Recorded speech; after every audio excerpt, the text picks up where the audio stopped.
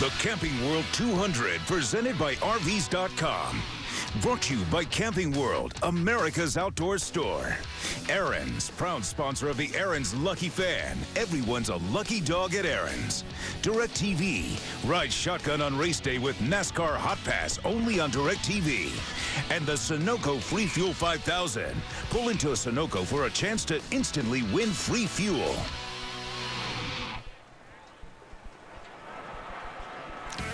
We welcome you back to New Hampshire International Speedway. You certainly couldn't ask for a more perfect day weather-wise or a more picturesque setting than the lush landscapes that surround this facility here in the Lakes region of central New Hampshire. Hello, everyone. I'm Jerry Punch. Glad to have you with us. And while my colleagues Dale Jarrett and Andy Petrie work their way up here to the booth, I get a chance to share with you some special history about this racetrack. There have been 20 NASCAR Busch Series events held here over the years, and guess what? There have been 20 different winners. There has never been a repeat winner go to victory lane. 4 of those former winners are in the field today. There are 21 drivers who are hoping to get their first win, including folks like Kevin Harvick and Tony Stewart. Can they do it? We'll find that in a moment as we go trackside for the command. The command for the commencement of today's 200-mile main event will be presented by Isla Limones, Doug Stape, and the general manager for Camping World, Marcus Limones. On behalf of Camping World's 4,000 employees, its vendors, and our millions of customers. Gentlemen, start your engine! Crank 'em up, gang. Fire in the hole. Motor's fired up. Got oil pressure. Everything's good.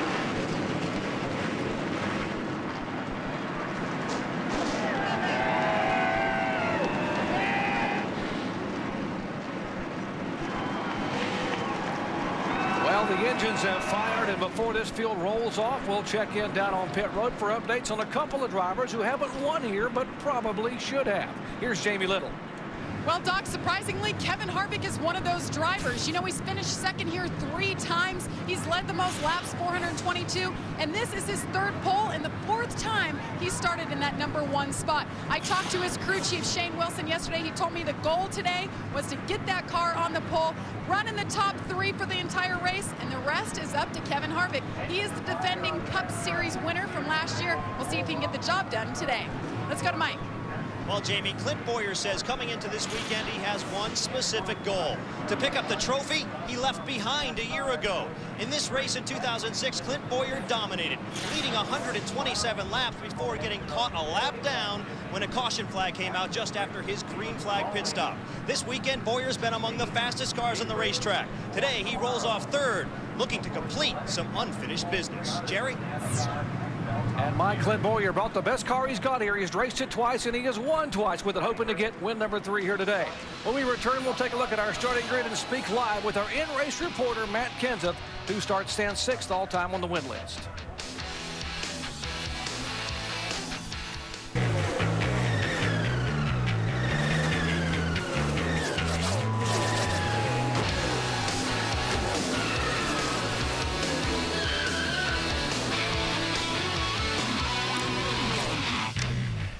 Field of 43 preparing to roll off here for 200 laps, 200 miles at New Hampshire International Speedway.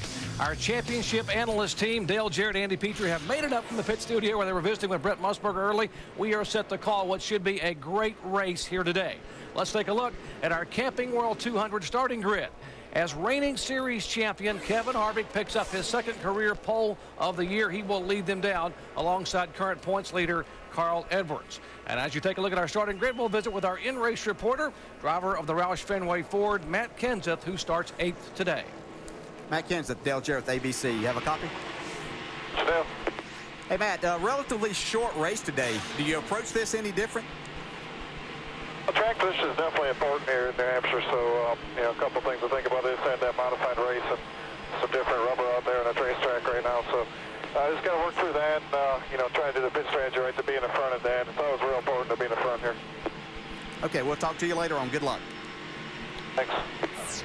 All right, we'll also be visiting intermittently today with his crew chief, Drew Blickensderfer, who's been running around trying to get everything sorted out on pit road. Now, We will be carrying 8 high-definition onboard cameras in our coverage today. And along with those you've already seen, there they are: Clint Boyer, Mike Wallace, Matt Kenseth you've already heard from, Kevin Conway, Kevin Harvick, David Gilliland, Stephen Wallace, and David Rudiman, carrying high-definition onboard cameras for our live coverage here today. Well, we are just moments from the green flag as we head down the pit road once again and check in with Dave Burns.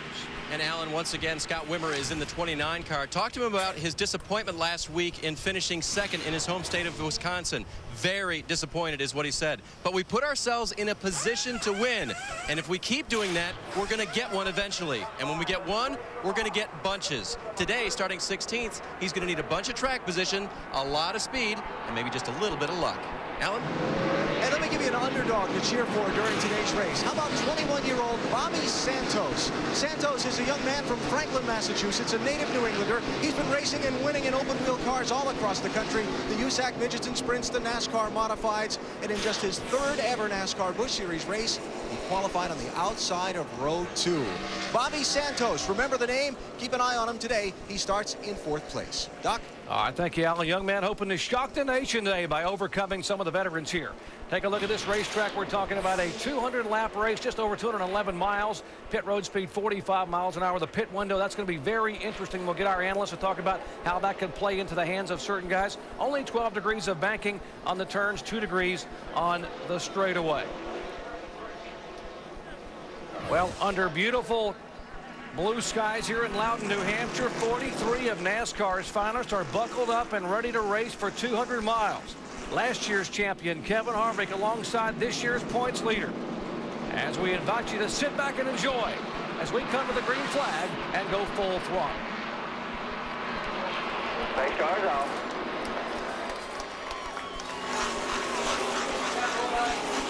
Green flag, green flag. Outside corner. All around. Inside. Got another one. Outside, outside. Holding line. Still there. Outside, give me clear. Outside, still there, corner. Inside, 3 wide in the middle. Still there. Still 3 wide. Clear high, clear high. Still clear, clear.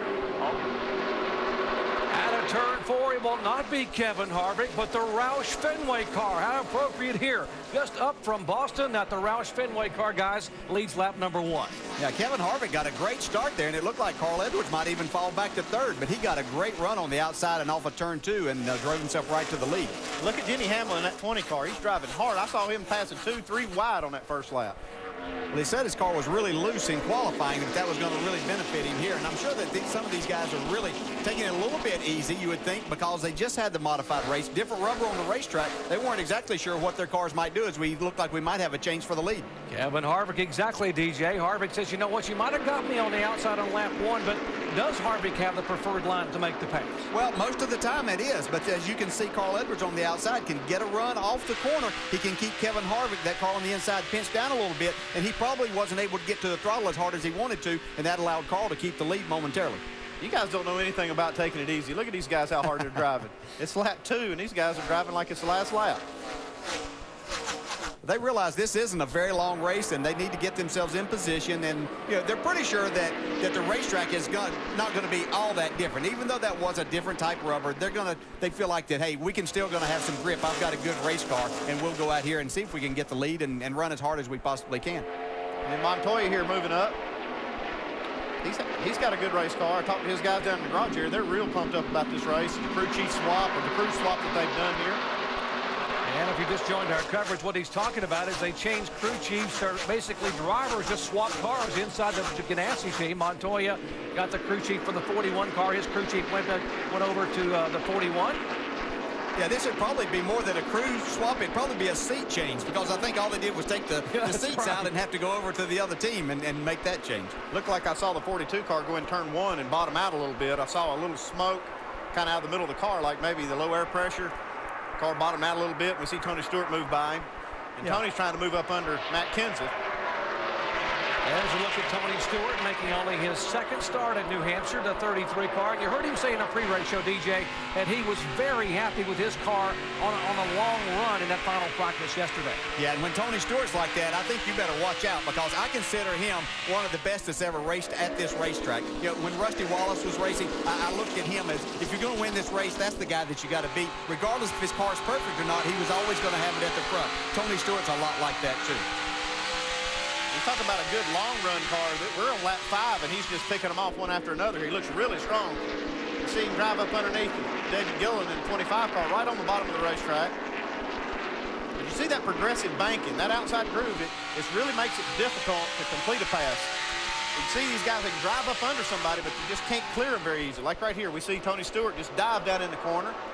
But he can't quite, yeah, there he gets clear. Yeah, and he's down off actually where that banking starts. He's down on a part of the racetrack that we would really consider the apron, but we use that to really at times get the car turned a little bit. It'll actually de-wedge the car just a little, as we see Tony down there. He likes to run down there, get his left side there, he'll de-wedge it, get his car turned to where he can head the other way in a hurry. Yeah, one car on the move, by the way, headed toward the front. It's the 10 car of Dave Blaney in the Toyota, and Alan, he's making his way to the front in a hurry. Yeah, but it's going to be tough. They figured, Doc, that they could pick up 10 or 15 spots fairly easily because they had a top 10 speed car where qualifying was concerned. Then the rest of those spots are going to be harder to get. So if there's a caution early in this race, look for this team to come in and try and get a different pit strategy than the others, meaning they'll come down pit road and hoping the leaders stay out. So later on, they could maybe just take fuel when the leaders have to get tires and gain some spots on pit road through strategy.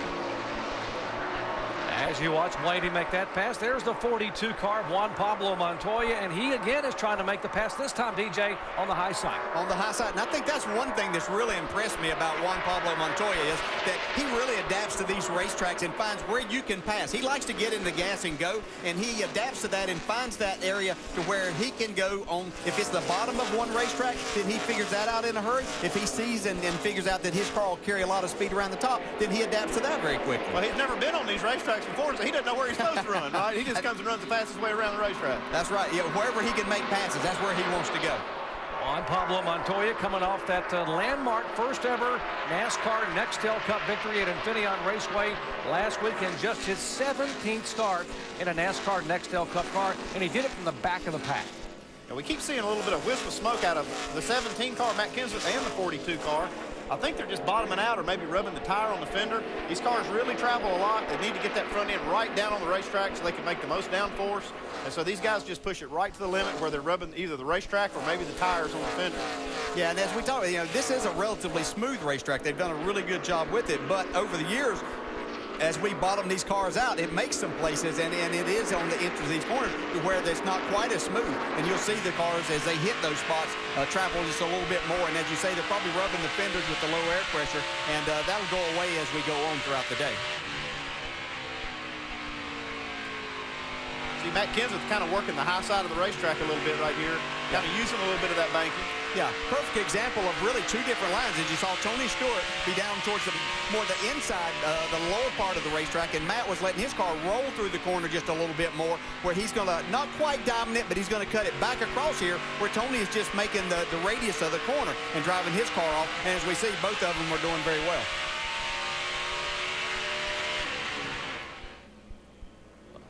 All right, here's our leader, Kevin Harvick, who led lap 3 on. He was passed on lap 1 by the 60 car of Carl Edwards. Well, in case you just joined our coverage, as we go to break, we'll give you an update on the sights and sounds of the day thus far here at New Hampshire. Back with more live Busch Series action in just a moment.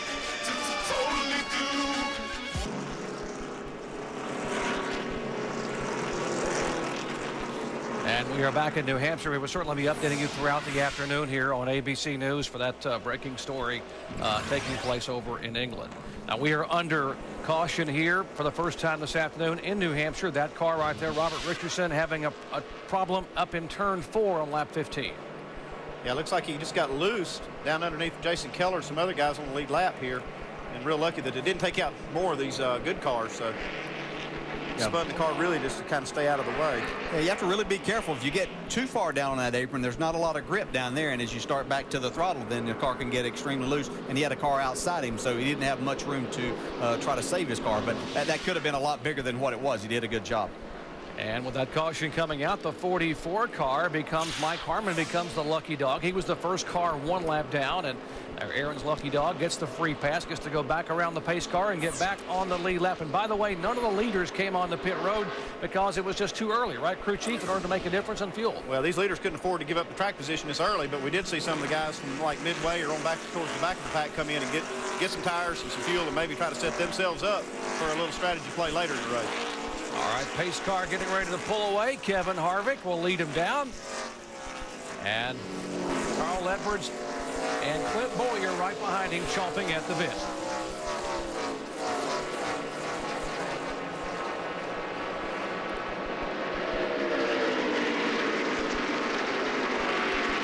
On the start of the race, we saw the 21 car of Harvick sort of hugged the inside, and Edwards got high, DJ, but that didn't happen here on this restart. No, it didn't. You can see Kevin drive his car down in a little bit harder and go up a little bit more in the center of the corner to get a better run off of turn 2, and that seemed to work a lot better for him. As we see Tony Stewart here trying to work on Bobby Santos to the inside.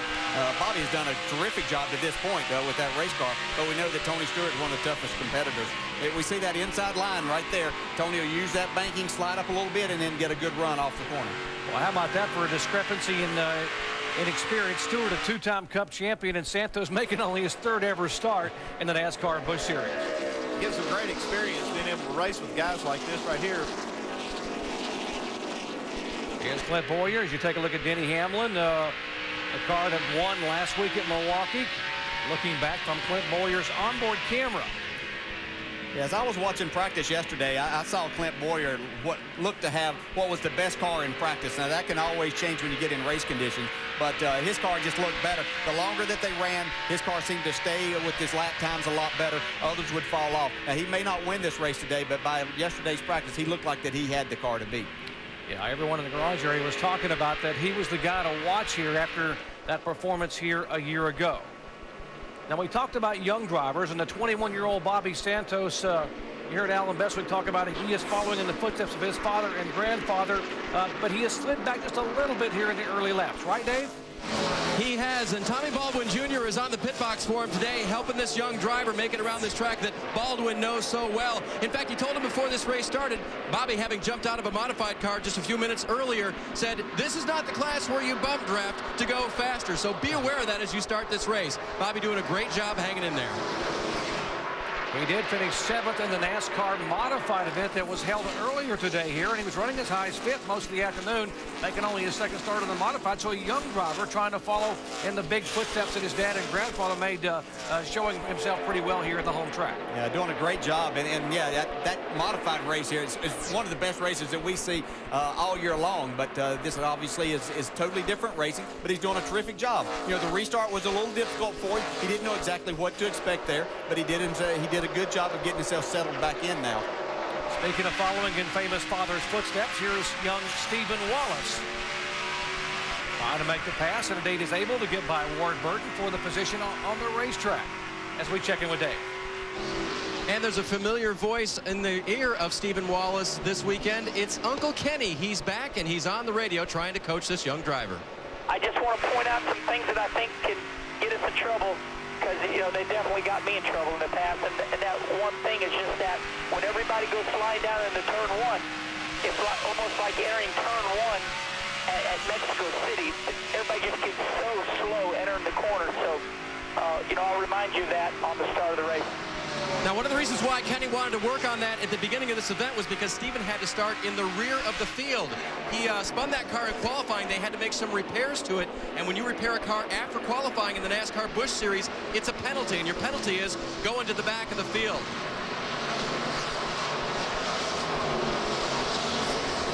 I will We'll show you what happened in this qualifying. Just coming off of turn 2, and the car just snapped around, and he was lucky to keep it out of the wall. Yeah, this was just coming out of the pits, and you ask how that can happen. You're trying to get up to speed and carry as much speed into turn 3 as you can, and you got cold tires and a racetrack that doesn't have any banking. So he's not the first one to do something like that, but he's done a good job so far of keeping his nose clean and working his way up through the pack. And the fact that he has Kenny Wallace, his Uncle Kenny, up on the spotting stand. Kenny Wallace knows this racetrack. In fact, Andy Peter, he sat on 2 poles here driving your car for a couple of years. Well, actually, it was the other Kenny that sat on the poles. For me, it was Kenny Schrader. Kenny Schrader. But we did have a great finish with Kenny Wallace up here one year, finishing second. But that's great advantage for Stephen Wallace to have somebody like that up there. But also, he knows Stephen Wallace. He's his nephew, so they know each other real well. It's a great advantage to have him up there. Yeah, there's no doubt. Yeah, Kenny Wallace is as good a race driver on these type of racetracks as anybody out here. He's taken equipment before that wasn't really capable probably of running up front. He sat on poles. He's run good in the races. So having someone like that to mentor you is very good. I mean, it's going to be great for Stephen as much as Kenny can be around. It's only going to progress him faster to becoming a really, really good race driver. Remember, Stephen Wallace has never been here in a race car on this track until this weekend. Well, here are the guys that have been here quite a bit, and they are awfully good up front. Kevin Harvick, who sat on the pole, he still holds a track record that he set here a couple of years ago. In hot pursuit is Clint Bowyer, and Bowyer now getting better and better. He was the guy everyone thought would be the car to watch today, and he's now beginning to move in a little bit on Kevin Harvick. Kevin Harvick, the reigning NASCAR Busch Series champion, showing the way here in the early laps. 30 complete, 170 to go. Like this, like this. Baby, do you wanna like this, like this? Well, back in New Hampshire International Speedway, we are under caution for the second time, and that's the car that just spun. Young Stephen Wallace has looped his Dodge around, and you hear he's gotten it fired, jammed it back in gear, and now hustling back. Don't get caught up. Everybody stay calm. We're fine. Everything is fine. And the calming voice of his Uncle Kenny Wallace from the spotter's side. There's Kelly Byers. His Ford involved in this most recent incident. You see the damage on the right rear.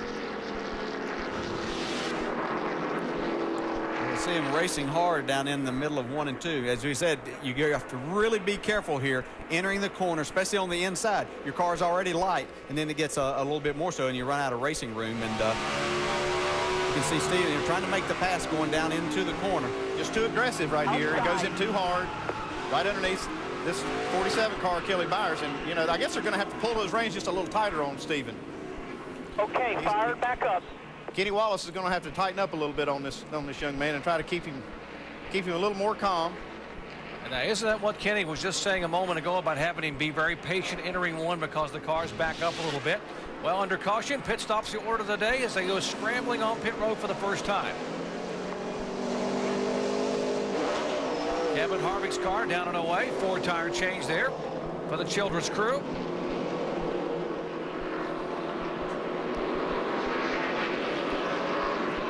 .45 miles an hour. They go shuffling off of pit road. And how important, crew chief, is this very first stop at a flat racetrack where some of these guys were sort of struggling early on? It's pretty important to get in there and get your car adjusted. If you got a little problem with it, you need to get it adjusted early so you don't have to be doing that later. But also getting set up for later in the race. These guys are already thinking about what they're going to be doing at the end of the race. They want to get in here and get set up for that. Maybe get 4 tires here where they can get 2 tires later, or maybe vice versa, just depending on what their strategy is. So this first pit stop pretty important, coming pretty early here at lap 37. And while they check over the tires, we'll update you on tire situations and what happened with this first pit stop. We'll check back in with our pit studio where Brent Musburger has a very special guest joining him.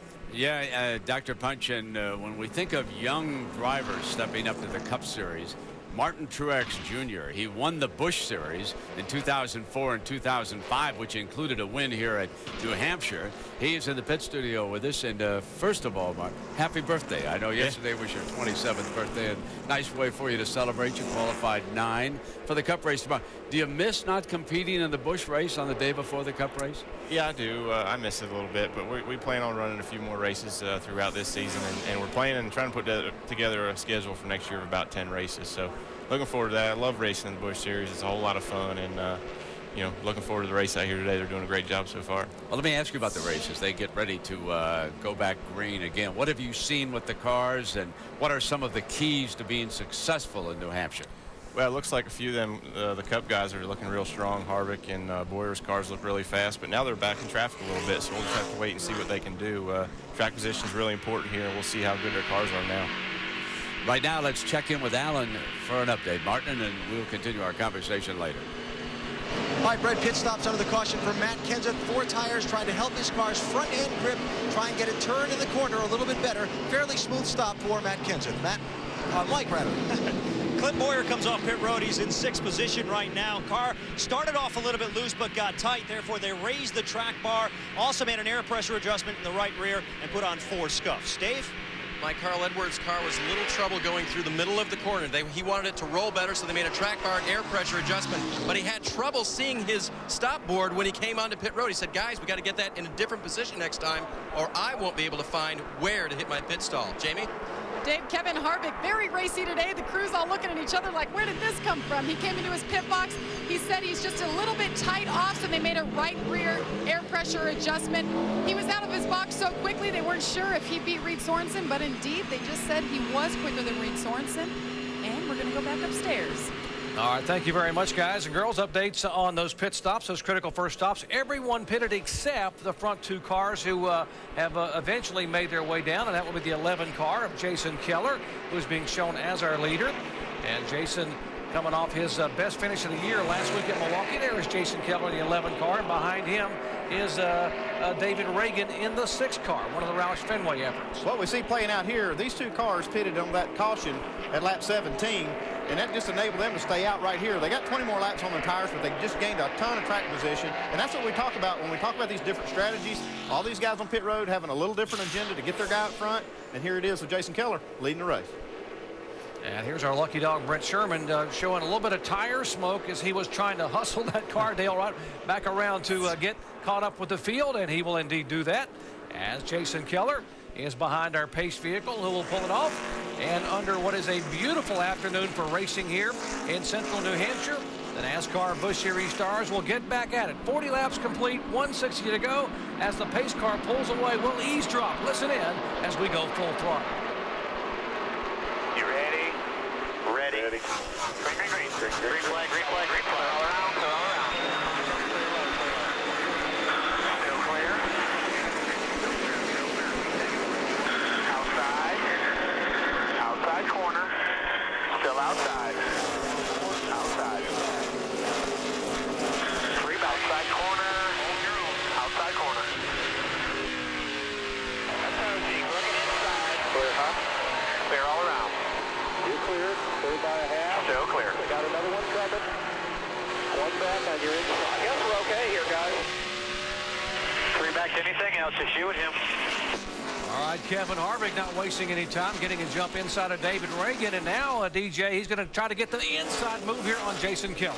Yeah, I think we talked about the strategy being played out, but there's nothing better than having 4 tires on your car here. It just gives you that. We got the crash over it coming off turn 2. You got 3 cars involved off of turn 2 as they've had contact, and up on top of the 1 car is Marcus Ambrose. That's the 59 car of Ambrose, the rookie, and his car has come to rest on top of the hood of the 1 of J.J. Yaley. When you need front-wheel drive somewhere. Yeah, that baby's not going anywhere yet. No, that's unfortunate. He'd probably be able to pull away from there, but he's more than likely now going to lose a lap sitting there. But we can see a lot of damage to the 1 car of J.J. Yaley. Lost it underneath you there. Show you what happened. The 25 car is David Gilliland on the inside. Yeah, very similar to what we saw with Stephen Wallace. You get real loose down on the bottom, and it looked like that Marcus Ambrose didn't give him a lot of room to try to catch the car. And then they banged wheels and spun out there, but you didn't get to see what happened. It looked like that 1 car maybe ran up underneath the 59 after this.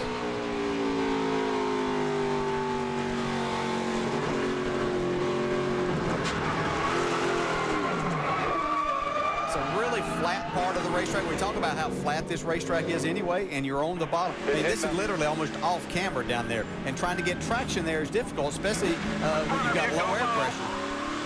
So it makes it very difficult to try to make that pass. You really lose a lot of grip, and you need a little bit of room to catch that. And obviously Marcus was trying to run his line and not give him that, and just made for an unfortunate situation between those three cars. Too bad for J.J. Yaley, too. He needs a good run, and that was nothing of his doing. He was just trying to avoid this wreck. And Marcus Ambrose, the impressive rookie driver from Tasmania, had come off 2 great runs in back-to-back weeks, but it comes up early here with problems at New Hampshire. Back with the green in just a moment.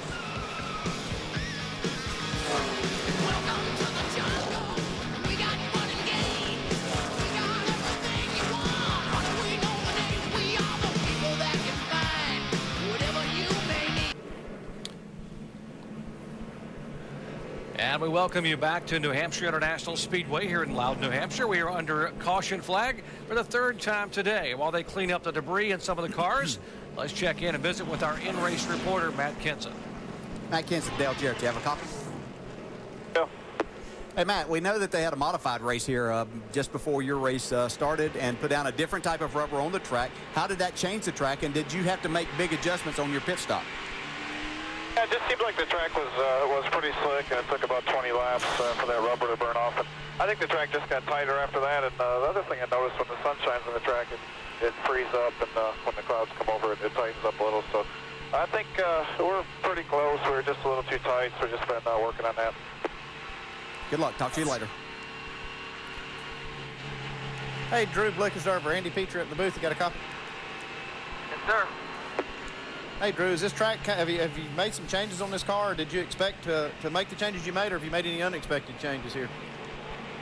Yeah, we assumed we'd probably tighten up as we went on, and sure enough, we did. So hopefully the 4 tires we put on are a little freer for him, and made some adjustments. Okay, Drew, have a good race, buddy. All right, Matt KENSETH being shown in 10th position right now in the 17 car, the Roush Fenway car. As you take a look at his career at New Hampshire in the NASCAR Busch Series, he is one of 4 drivers in the field today that have won here. You see he's been awfully good, 4 top 10 finishes in 6 starts here at this 1-mile racetrack. Now they are stopping the race cars on the racetrack to be able to clean up with all the debris and pick up the race cars that are over in the back straightaway. Speaking of Roush Fenway, we are only about 90 minutes north of Boston. Let's check in with Alan. And the Roush Fenway influence being felt here. Well, first of all these avid New England race fans wearing their Red Sox gear everywhere, and a couple. Yeah, we're going to give me one too. See that? Look at this. This is Tom Werner, one of the owners of the Red Sox, and I'll be happy to wear that. Although I'll fix it a little better. Yeah. Now we've seen Mr. Henry around the races before. Is this your first time at a NASCAR race? No, we were here last year too, but this is our 2nd time. But you know, you're so close to the action. It's tremendous. It's like being next to David Ortiz when he hits a home run. The Roush Fenway Alliance, you had all the drivers down at the ballpark last night. We had all the drivers. We're trying to explain to all our great Red Sox fans, not just in New England, but the nation, how exciting NASCAR is, and our sponsors are involved with this day. And tomorrow we're running a Red Sox car, and Carl Edwards is racing it, and it will be terrific for the Red Sox fans. I hear Carl did pretty good with his first pitch last night, but the rumors of the scouting department looking up were not true, were they? We were looking at Jason Varitek. I don't think he'd ever caught a ball on a first pitch that was anywhere near that. I think he was quite shocked when Carl threw it. He threw a ball probably about 90 miles an hour. And is it difficult for you to watch all of your different cars in this race at once? Well, I'm getting adjusted to it, but this is so exciting, as you know, Alan, and it's just great that the Red Sox are involved with NASCAR, and we couldn't be happier. As a native New Englander, neither could I. Thanks, Mr. Werner, and good luck to your cars today and your ball team. Dave, you got a story for us? Alan, staying with the Roush Fenway theme, the thumbs up that you're looking at is actually the sign that Carl Edwards looks for when he's coming down pit road. That is the stationary one that the drivers look for first. This is the one that they hold out, that they wave for him when they get to the pit road. That's the one I just showed a few moments ago. It's the one up there that they had taken down. That one actually was too bad in the wind. It was blowing all over the place. So the crew had taken it down entirely. Carl was looking for it. He couldn't see it coming in. He almost missed his pit stall. The crew took it behind pit wall. They cut a bunch of holes in it so it would stay good in the wind, and they put it back up. Carl, here's your thumb. All right, Carl Edwards having a great time. They were down at Fenway, as you saw, and what an arm on Carl Edwards. A 90 mile. I mean, Veritek probably still in shock over the ball just blew by him. Pretty impressive. Pretty impressive pitch. I tell you, quite an athlete is this young man. Leading the NASCAR Busch Series point standings. Already got a Cup Series win this year. Got a win in the NASCAR Nextel Cup Series, and right now being shown in 6th position. By the way, if you wonder why the cars are sitting still, we are under a red flag here because of debris and cleanup in the backstretch. Talking about red-hot teams, Carl Edwards, the Roush Fenway Racing Team, there's the point lead. He has just pulled away in the NASCAR Busch Series points as he leads over David Rudeman. Of course, the Red Sox, 10.5 game lead in the American League East. Unbelievable. And, of course, the Boston Red Sox, unbelievable. Winning a championship in a World Series just a couple of years ago. You plus me, it equals better math. Loudon is very much a paperclip shaped track. It just has very long straightaways, tight corners. You can run the very bottom, and then there's kind of a middle to upper groove that you can run as well. It has a lot of the short track characteristics just because of how tight the corners are. It's a lot of fun. I love driving there. We welcome you back to the Camping World 200, and sort of turned my head when I saw that this is the largest sports facility in all of New England. And tomorrow they're expecting 91,000 for the Cup race, and in 20 Busch Series races here, Martin Truex, no repeat winners. And I know that you were the winner back in 2005. But you know what I want to ask you about young drivers? We saw Steve Wallace get involved in another incident. How tough is it to be patient when you're a race car driver and not just put the pedal to the metal and go flat out all the time? Talk to me a little bit. I know your father was a driver. Did he lecture you about that at all? Well, when I was racing back with my dad, I had to fix the cars that I wrecked, so that was enough to keep me from tearing them up. But you know, you just got to be patient. You get a lot more respect from the drivers you're racing with if you race them clean and you don't, you know, do things stupid or push the envelope when you don't need to. So you just try to be smart about it. But when you got to fix your own stuff, that definitely makes you think twice. Excluding your teammate this year, Junior, who would you choose to follow in a Cup race if you were right there in like about 5th or 4th place and you want to draft on someone? Who would you want ahead of you? Who would you trust the most? It depends. I trust a lot of them. You know, there's a lot of guys out there that we race with week in and week out that I respect and that seem to give that respect back to me. So as long as they're fast enough to pull me to the front, I'd follow a handful of them. You're a good politician. All right, let's check in with Jamie. Jamie. Well, Brent, you guys were talking about young drivers and patience. Cale Gill was in the car in the 33 last week. This week it's Tony Stewart, the veteran, and Dan Stillman is the one that has to keep all of this straight. Dan, you guys were on the move there. Tony was making his way to the front, and then he's kind of slipped back a bit. What are we hearing about the tire? Tires are okay now. We were just a little bit tight on the first run. Thought we might have had a flat when we went back green there, but we're okay now. Made a little bit of adjustment, so hopefully everything's okay. Well, it is Tony Stewart. He started 10th. He's currently 11th. We'll see what happens. Let's go to Alan. Back in the NASCAR Busch Series garage, that's what's left of the front end of J.J. Yaley's car, where the Marcus Ambrose car was sitting on top of it before. And around behind that repair job, J.J. is standing here now. He's been checked out and released from the infield care center and watching these repairs. What happened? How'd that car end up on top of yours? It was all like Days of Thunder. You know, there was smoke and cars spinning, and I didn't make it. It looked like the 59 got spun there trying to get past David Gilliland, and I was trying to get the outside of the hole closed just as I got there, and I was a wedge between the wall and the car, and pretty much killed the front end of the car. So not much downforce, and I'll say hi to the family back at the beach who are enjoying their day. Probably better than my day, but you know, you have days like this. I was kind of hoping to just push it the trailer, but I guess we'll go around, ride around, collect some points, and make a real long day of it. Well, won't be fun. Mike?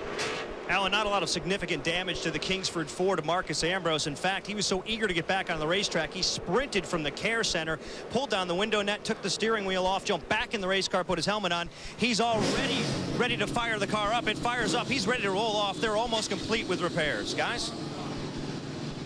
All right, guys, third caution flag of the day's over, and Marcus Ambrose just on cue heads back out toward the track as they will get ready to come back to the green flag. Right now, the pace car will pull away, and Kevin Harvick, who has led 3 times for 41 laps, will lead him down in his Chevy.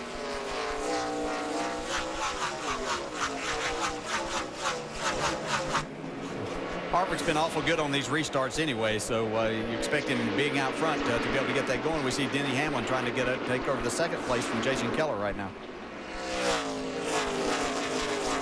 It seems like these guys are, you know, more and more eager to get going on these restarts. I don't know if Montoya kind of changed the culture or what about the way he restarts, but these guys are all ready to go, and it seems like they're really trying to, you know, take advantage of that.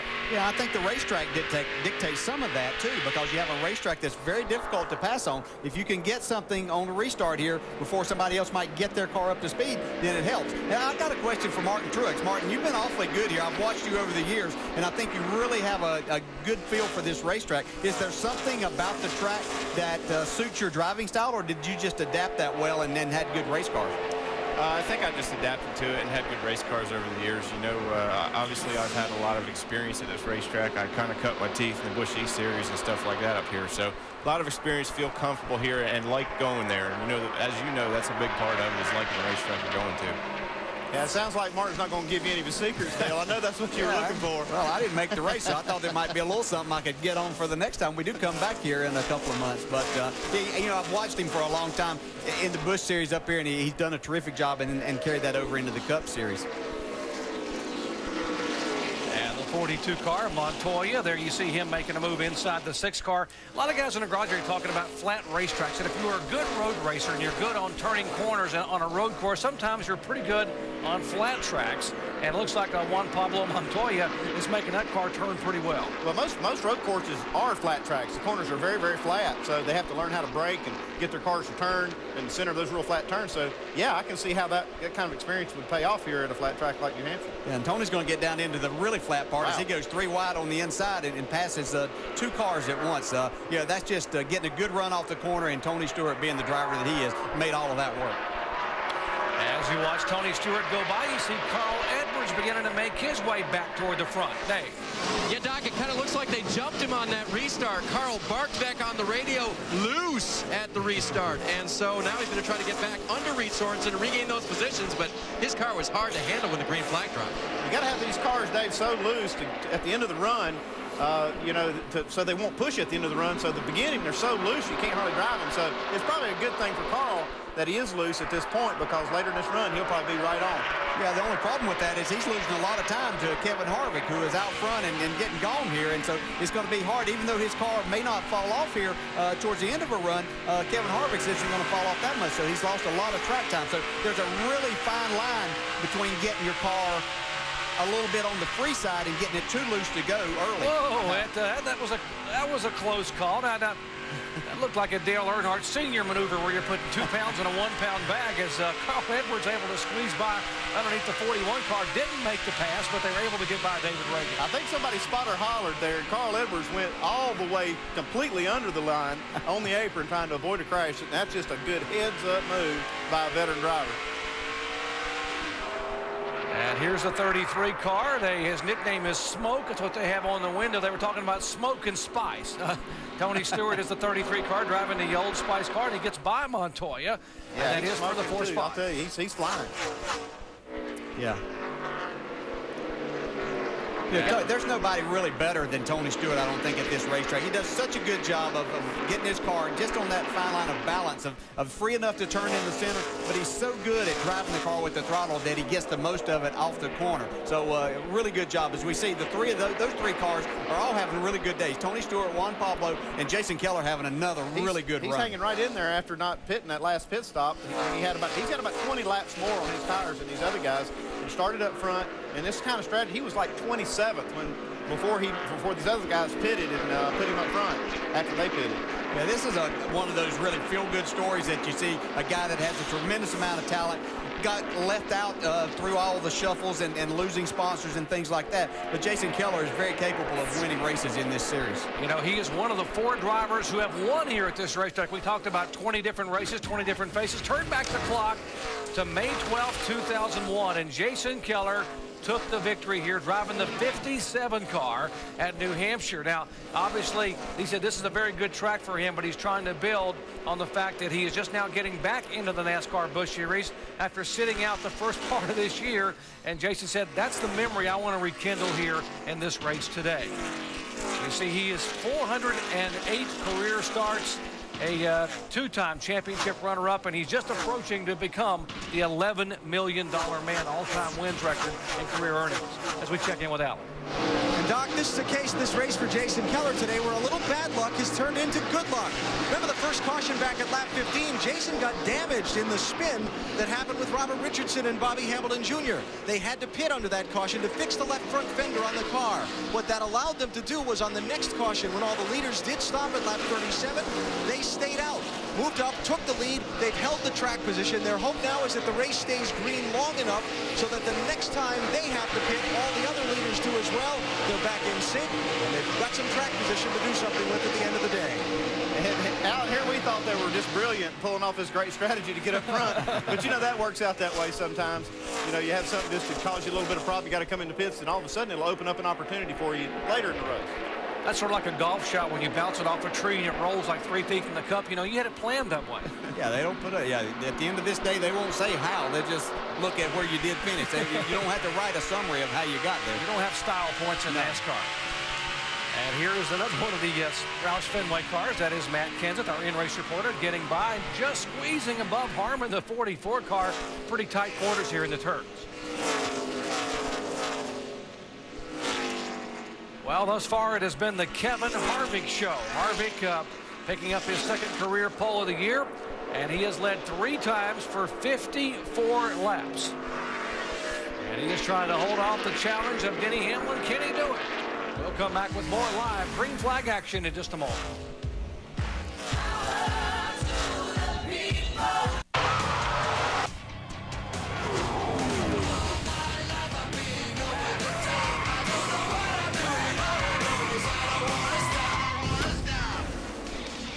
Aerial coverage from New Hampshire International Speedway is brought to you by Goodyear. Get there on Silent Armor Technology. I'm Brent Musburger in our pit studio with Martin Truex Jr. And tomorrow, Martin will start from number 9. Now, with Dale Earnhardt Jr. moving on to the Hendrick team, you are about to move up to number 1, young man, on the DEIs. Do I assume that correctly next year? Yeah, I think so. You know, we're kind of taking over that role, but I think as a race team, we're prepared for that. We've been building towards that since we were running the Busch car back, you know, a few years ago. So just working our way up, and the important thing is for us to keep our performance level up, keep working hard, and go out and win some more races. You know, we're the only DEI car to win a race this year, and hopefully we can do it a few more times. And you know, say somebody's got to be the number 1 guy, so we're looking forward to it. Great win at Dover in the car tomorrow. So good luck here tomorrow in New Hampshire, Martin. Nice having you with us in the pit studio. I appreciate it. Thank you, guys. You do a great job. Keep it up. Well, there we see Kevin Harvick in a Chevrolet. In fact, Chevrolets are running 1, 2, 3, 4 right now.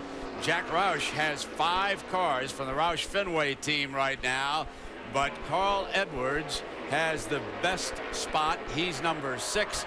His teammate Matt Kenseth and the other Ford is running number 7 right now. And there you see Carl trying to chase down that fast Colombian, Juan Pablo Montoya, who won his first Cup race last week out in California, as they go battling on now for 5th place here today. We've had 4 lead changes, and we've had 4 cautions in this race so far. Edwards actually struck first and led the first 3 laps before pole sitter Kevin Harvick took over. And as Jerry and the gang have been telling you, they have been dominating on top of this race right now. And Denny Hamlin, who got into the car in Milwaukee and won a week ago, is sitting in 2nd place. And right now, let's go over to the Chevy Cutaway car and Tim Brewer. And Tim, it's a little warm out there. What's the effect, and how do you keep these cars cool here, partner? Thanks, Brett. What we've got right here is a bead blower fan, and what we do here, we utilize airflow coming through the fan, which the driver controls with a panel on the ignition box over here. Blows the air through the hose into the bead of the tire right in this area right here, which keeps the temperature from building up, which keeps the air pressure from building up, so the cars turn better through the middle of the corner. Back up to you, Doc. All right, thank you, Tim, very much. Appreciate the exhibition and display about how you keep the cars cooler. For more information on how this works, log on to ESPN.com, search word know-how. and understand how this works with the NASCAR Busch Series and Nextel Cup cars. 74 laps of 200 are in the books, and has been the Kevin Harvick show thus far. Kevin driving a brand new car this weekend, and obviously this has become his favorite because the car is just turning like it's on a rail in the corners. Yeah, you know, Kevin, he's hit that perfect balance of what you like. He's able to strike out there on cold tires, get himself a good lead, and then he's able to run about the same lap times as the guys in second, third, and fourth are. So he's got the perfect scenario working for him right now, even though that 2 car, Clint Boyer, I think, maybe just a little bit better as we continue to get a few more laps, but it's not enough that it's like he's going to be there in 2 or 3 laps. It's going to take him quite a while. I keep seeing that 20 car sneaking up there too. Denny Hamlin, I think he's going to be up there too here before long. And one of the cars we followed early on, as you see Kevin Harvick go by, was the Dave Blaney Toyota. And Blaney, if you just joined our coverage, was in the Nextel Cup car practicing and was forced to go to the back of the pack to start because he missed the drivers meeting. But Alan, he has been able to make his way to the front, but then recently had some troubles, right? Yeah, good day gone bad. Made his way all the way up to the top 15, Doc, and then called in a couple laps ago. Electrical problem, thinks the engine is missing. He's fallen all the way to 26th and sliding even further now. You see down to 28th position, and not sure how much longer that car's power plant is going to live. So a tough ending for what has become a good weekend. By the way, that car, Dave Blaney, not that car, but that driver on the pole for the first time for Toyota in Sunday's NASCAR Nextel Cup Series event. And speaking of good runs, give a call to the Ganassi team. There is Juan Pablo Montoya. Both the Ganassi cars. There's Montoya, who's being shown in 5th position. And, of course, his teammate, Reed Sorensen, in the 41 car, is running also in the top 10, back in 8th position.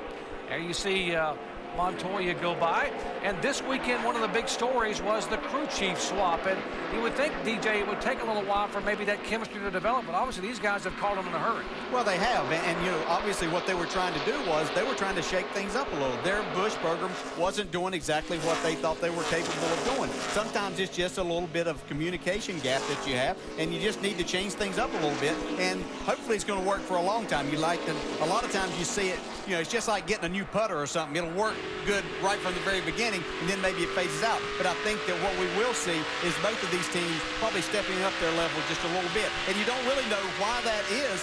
It's just something that happens as you change and put different people together. You know, we asked crew chief Brad Parrott, who's been sort of chauffeuring all year long and sort of guiding what was happening with Juan Pablo Montoya, you know, about this. Now, let's hold on for a second. We'll watch this possible lead change as Denny Hamlin is able to try to get by the 21 car of Kevin Harvick. I saw Denny Hamlin. He was stalking these guys, and he finally did get up there where he could pounce. His car looks really strong at this point. Yeah, 3-way battle here, and that's pretty impressive. He drove around Kevin Harvick on the outside. You know, it could be that Harvick's car, he's run on the bottom so much there, he might have just used up a little bit more tire than what he thought, and we see his teammate getting ready to go around the outside of him here, too, to take over the second spot. So those two guys that were running second and third, sitting there running their pace, maybe have saved a little bit more tire. Yeah, that's some give and take right there. What you see here is Kevin Harvick. These guys are smart. They're not going to sit there and race each other to death. Now, whoa, right here might be one reason that he's having a little trouble. He's got a little bit of fender damage here. That may have hurt his car a little bit. Yeah, that was the 14 of Kyle Krisiloff that he had contact with coming up out of the corner. And bending that fender in, you know, at a tight racetrack like this can make a difference. Yeah, it can cause him some trouble later on. These guys are probably going to fix that. They're going to have at least one more pit stop that they'll get a chance to fix it. But Kevin, being smart, just backed out and let these guys go on by, feel it out here a little bit, and get it fixed later and race them later. Yeah, we talk about, you know, this is more like a short track, a 1 mile short, flat racetrack, but aerodynamics do come into play. You're running over 150 miles an hour by the time you get to turns 1 and 3, and so that can make a big difference. Now, prior to that lead change a moment ago, we were talking about the crew chief swap here with Juan Pablo Montoya and the 41 car of Reed Sorensen. And we asked Montoya's former crew chief, Brad Parrott, about why they thought they needed to make the change. The performance of our two Busch teams haven't been anywhere where we needed them to be over the past 2 years, actually. You know, I came in a year ago back in April, and Casey and I had success, top fives, had a win at Chicago. Yeah, we won a race this year at Mexico and had our runs. You know, the Juicy Fruit team ran good at Kentucky a couple weeks ago, but we just still weren't an up-front, top-running team every week. And obviously the change is working because the communication has happened. You got both cars for Chip Ganassi showing in the top 8. It's working for both teams. I tell you, when you talk to both crew chiefs, I talked to both of them down there, and both of them were very optimistic about this change. They look at it as something fresh. They go out here and maybe have a little better attitude. The team gets a little more pumped up maybe because they got something different going on, and it's paid off right now. And as competitive as Brian Patty and Brad Parrott are, you know, they both want to beat each other, although they're on the same team. They want to prove, you know, hey, I'm going to go over there. I'm going to make this car run even better than it was. And so it becomes an inside the team competition. You're exactly right. And I suppose that same very question to Brad Parrott in the garage just earlier today. I said, okay, these guys, they out-qualified you now. It's up to you. You got to show them that you can beat them in the race with this 41 car. And he said, I said, so the pressure's on you, right? He says, oh, yeah, the pressure's on me. Yeah, and the other thing is you got to look at, they realize within their race team, they have 2 very good race drivers, very capable drivers. So something was holding them back because they can get the job done. So something needed to change. And so sometimes it's just as simple as making that crew change and things start clicking. Well, let's listen in. Just a moment ago, we had Brian Patty talking to Juan Pablo Montoya. Montoya backs it down. We got a car way up on the wall, and that is the 0 car. Oh, heavy impact for Eric McClure. Good to see that window net coming down. That like it, you know what? Yeah, when we turned around to look over there, he was up on top of the wall. Well, heavy impact up in that safer barrier area between turns 3 and 4. Eric McClure's car got all the way up on its side. And fortunately, the window net down. That is the sign that the drivers are told in the drivers meeting. If you are awake and okay, drop that window net down to let the safety crews know. It's always a good sign when you see that window net come down after a hard wreck like this. Oh, look at this. Backwards already up on the wall. Wow. I bet he's glad that's a safer barrier instead of concrete. Almost tipped over there. Yeah, this is going into these corners again. You're running over 150 miles an hour, so the impact and for some reason with this banking, as we've changed that over the years here, we've seen as cars hit these walls a lot of times that they will get up in the air. Nothing quite that severe, but I don't know exactly what it is about the way the wall is and the banking that can create a situation like that. But it's nice to see he's okay. Now, yesterday in practice, Eric McClure also had a problem in the primary car that he had hoped to run here for the weekend. The Johnny Davis machine in the practice session found the wall, and the car just snaps around and comes into contact with the wall in between turns 1 and 2, and it was so heavily damaged they had to roll the backup car out. The car that you just saw a moment ago had the impact in the other end of the racetrack. Yeah, it's a tough weekend for these guys all the way around. You never like to lose a car, but you hate losing 2 of them.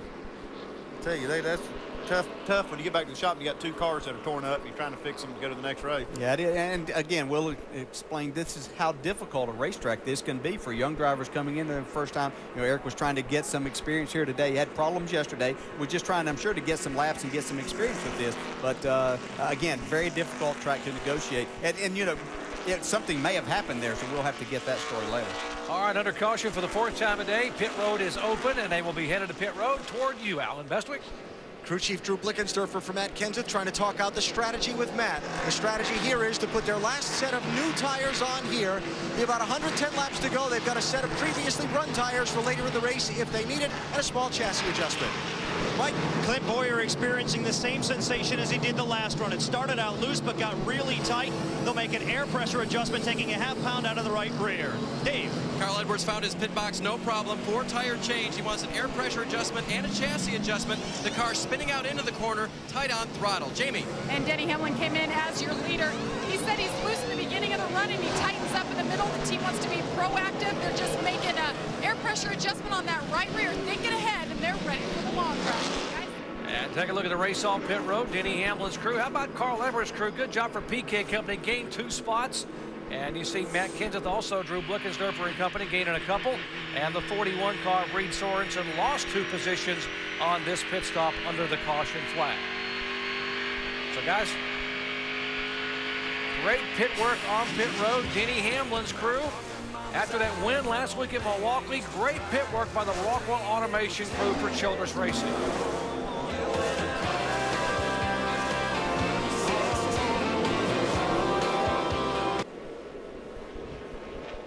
Back in New Hampshire under yellow for the 4th time as we under caution. Let's check in once again with our in-race reporter. Matt Kenseth at ABC. You got a copy? I got you. Hey, Matt, we understand that you may have your last set of tires on. How do you go about managing that there for a little over 100 laps now? Yeah, one more set. We got our mock-up qualifiers left, so we were putting stickers on today, and we still got our set of 2-lap scuffs that we practice qualifying on. So I think that's okay. Actually, stickers take a little bit of a while to get going for me anyway, so scuffs might come in quicker if we need them at the end. Okay, good luck. Thanks. Thank you. Hey, Drew, Andy Petrie up here at the booth. You got a copy? Yes, sir. Hey, Drew, you guys, you think maybe, we got your pit windows here figured to be about 20 laps short of being able to go all the way. Is there any possible way you guys may try to stretch this if we get enough cautions to stay out there? No, I think everybody's going to have to come another time. This just kind of opens it up for 2 tires, 4 tires, or gas only. So strategy comes into play now. 10-4, Drew, just checking in with you. Have a good race. All right, they are probably some 15 to 18 laps shy making it on fuel unless they were to get a lot of yellow flags. You know what? Matt Kenseth is our in-race reporter. Take a look at the luck our in-race reporters have had, or I should say skill, that they've had this year. In 17 races, we've had 3 in-race reporters win the race, 8 top 10s, and overall, if all of our in-race reporters were one driver, they'd be sitting second in the points right now. So maybe it's a lucky dog to be a part, to be the yeah, maybe we're a good luck charm. Maybe we are. Of course, we probably just jinxed Matt Kenseth by putting that up there. I don't know. But I know we're a pain in their neck sometimes, but that right there might pay off. If they saw that, maybe they'd want to do it more often. Yeah, I think it's going to be interesting to see if Matt's crew chief, Drew, there was really telling us the truth, or if we have a few cautions here and can run some laps under caution here in the next 30 laps, if they may try indeed to stretch that, or will they come in and just top off of fuel? This is where that strategy that we've been talking about all day is going to come into play. Should make for a very interesting last half of this race. All right, a lot of racing this weekend coming up. Of course, 7:30 Eastern Time, Richmond IndyCar 250. Of course, tonight, 10 o'clock, ESPN2 NHRA qualifying. And, of course, tomorrow, Champ Car action at 2 o'clock on ESPN. And, of course, NHRA Finals, ESPN2 at 8 o'clock tomorrow night. And, of course, remember, coming up tonight, how about some IndyCar action from Richmond International Raceway? As we check in once again in the pits with Mike. Well, thank you, Doc. Potential problems with Dave Rudiman. You talk about the in-car reporter and the good luck charm. Well, he's probably looking for it right now because for the last several laps, he's been complaining about the car losing some power. They think they've got a carburetor problem. He says it's a very flat exhaust tone when he comes off the corner. You see they've fallen back. They're outside the top 20 now. Dave? Well, Mike, Kelly Byers is making his 4th start for Wood Brothers JTG Racing in the 47 car this weekend. John Wood is still not in this race car, and the team has released statements referring to the fact that John is still recovering from the ill effects of drugs that were prescribed to him and took him out of the car at the race at Dover. Check with the team on John's return. They said he'll be racing again soon, but it's not going to be in the Busch Series. It will be in the NASCAR Craftsman Truck Series, probably at the Kentucky race July 14th, and Kelly Byers will stay in this 47 car doing a good job for them. Yeah, indeed. Kelly doing a great job, and John Wood is a very talented young driver, and we certainly wish him well after that problem with the prescription drugs and trying to get that worked out. And obviously he's excited about getting back in the NASCAR Craftsman Truck Series and eventually back in a Busch car and a Cup car. Yeah, we just heard about the 99 car with David Rudiman and his car kind of going flat in the engine. The only thing I saw a while ago was this the 10 car having kind of the same problem, and being a Toyota and being the same engine builder, I could actually see maybe they got a little problem brewing with these Toyotas. Maybe even a valve train issue. Yeah, it could be. You know, you are turning the engines quite a few RPMs here, and you're in the gas for a long time. So really their first time here running this in the Busch Series. So a cooler day could be leading to a few problems. It'll be interesting to see. Hopefully that's not the case for David, and that'll clear out. Could just be trash in the carburetor, and sometimes that works itself out. Well, we are 5 laps away from the halfway point. As you take a look at our Castrol GTX lap leaders thus far, it has been the Kevin Harvick parade. Harvick was our pole sitter, led 72 laps. Denny Hamlin, who is currently our leader, has led 14 times. Jason Keller had only led 1 lap coming into this race today. He's led 5 today. And Carl Edwards, our points leader, has been up front for 3 laps here this afternoon. Well, can they squeeze enough fuel to be able to make it? Will they make a final stop with a few laps to go? How about these tires? Some guys put their final sets of Goodyears on. What's going to happen here? The second half, always dramatic here at the Magic Mile. The pace car getting ready to pull away, and as he pulls away, we listen in as we go full throttle. Hey, car's off. Hey, car's off. Be ready. Green flag. We're about one. Inside corner. Good. Then all around. Clear back 7. All clear. Clear. Want this 27 up here. Come on. There you go. Keep her wound up. Clear by Still 2. inside. One car still inside.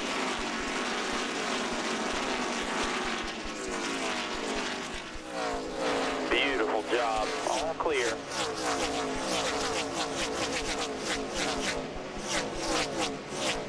One car on the bottom of the 30.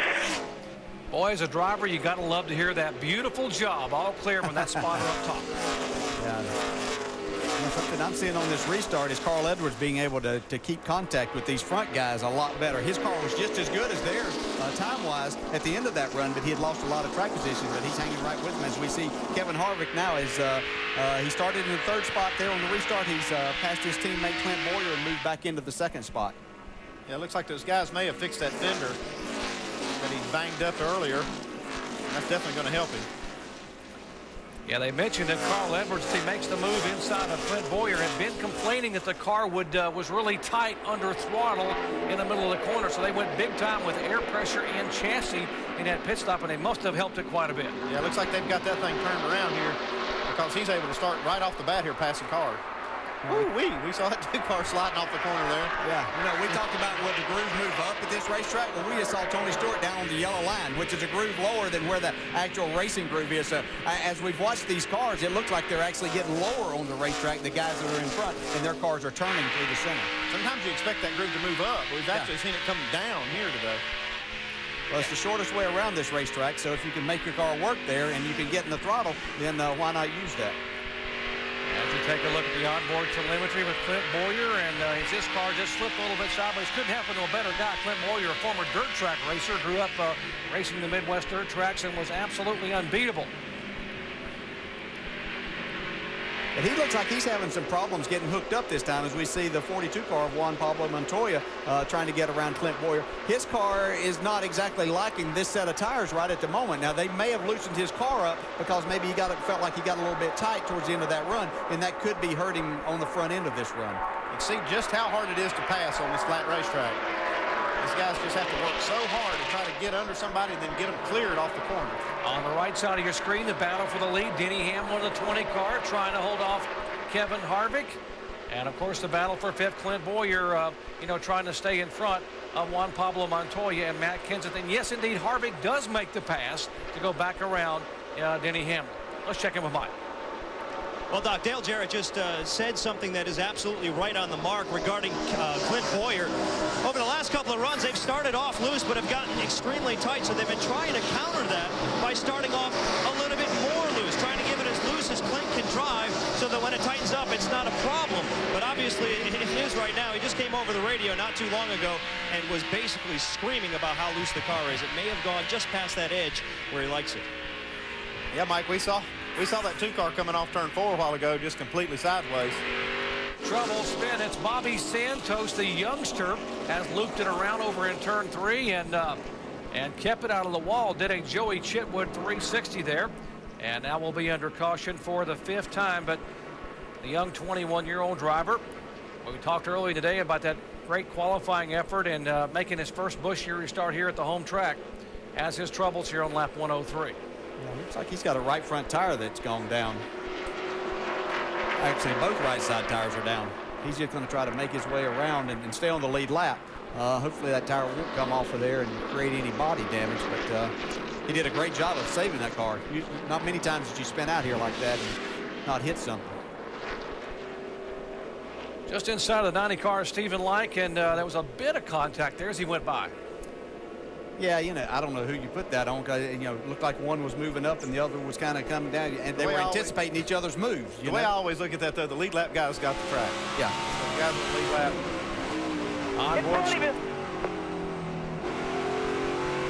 And onboard Stephen Wallace's roof camera. Yeah. Stephen Light's he's already going to move down to get his angle into the corner there, and just misjudged Bobby Santos being by him and just turned in a little bit quick there. And fortunately, it wasn't any worse than it was. It's not so fortunate for Bobby Santos, who has to come to pit road now and get some new tires, but he can recover from that and continue on with what's been a good day for him so far. As you see Santos come on, you see him go by. Shane Huffman on pit road. Bobby Hamilton Jr. Keep a reminder, some of these guys are making this pit stop with less than 100 laps to go as you watch the work now going on the Bobby Santos car. Dave. And they had a pretty good day, Doc. Remember, he started fourth. He held his own up in that front pack of cars for a long time. Lost spots on pit road on that first stop, which was kind of expected, partially because Bobby being new to this thing, he doesn't get on pit road quite as quickly as some of the other drivers. But learning his way here in the Busch Series in his home area up in the Northeast. We'll be back here to Loudon, New Hampshire in a moment.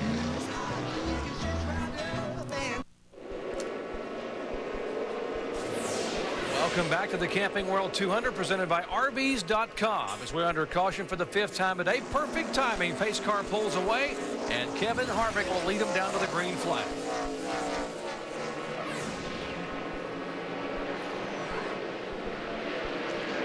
As you see Harvick sailing to turn 1 with Denny Hamlin, Carl Edwards, and Tony Stewart in tow. It's important to note that several cars made pit stops during this last caution flag, and they should be able to go the rest of the way without trouble.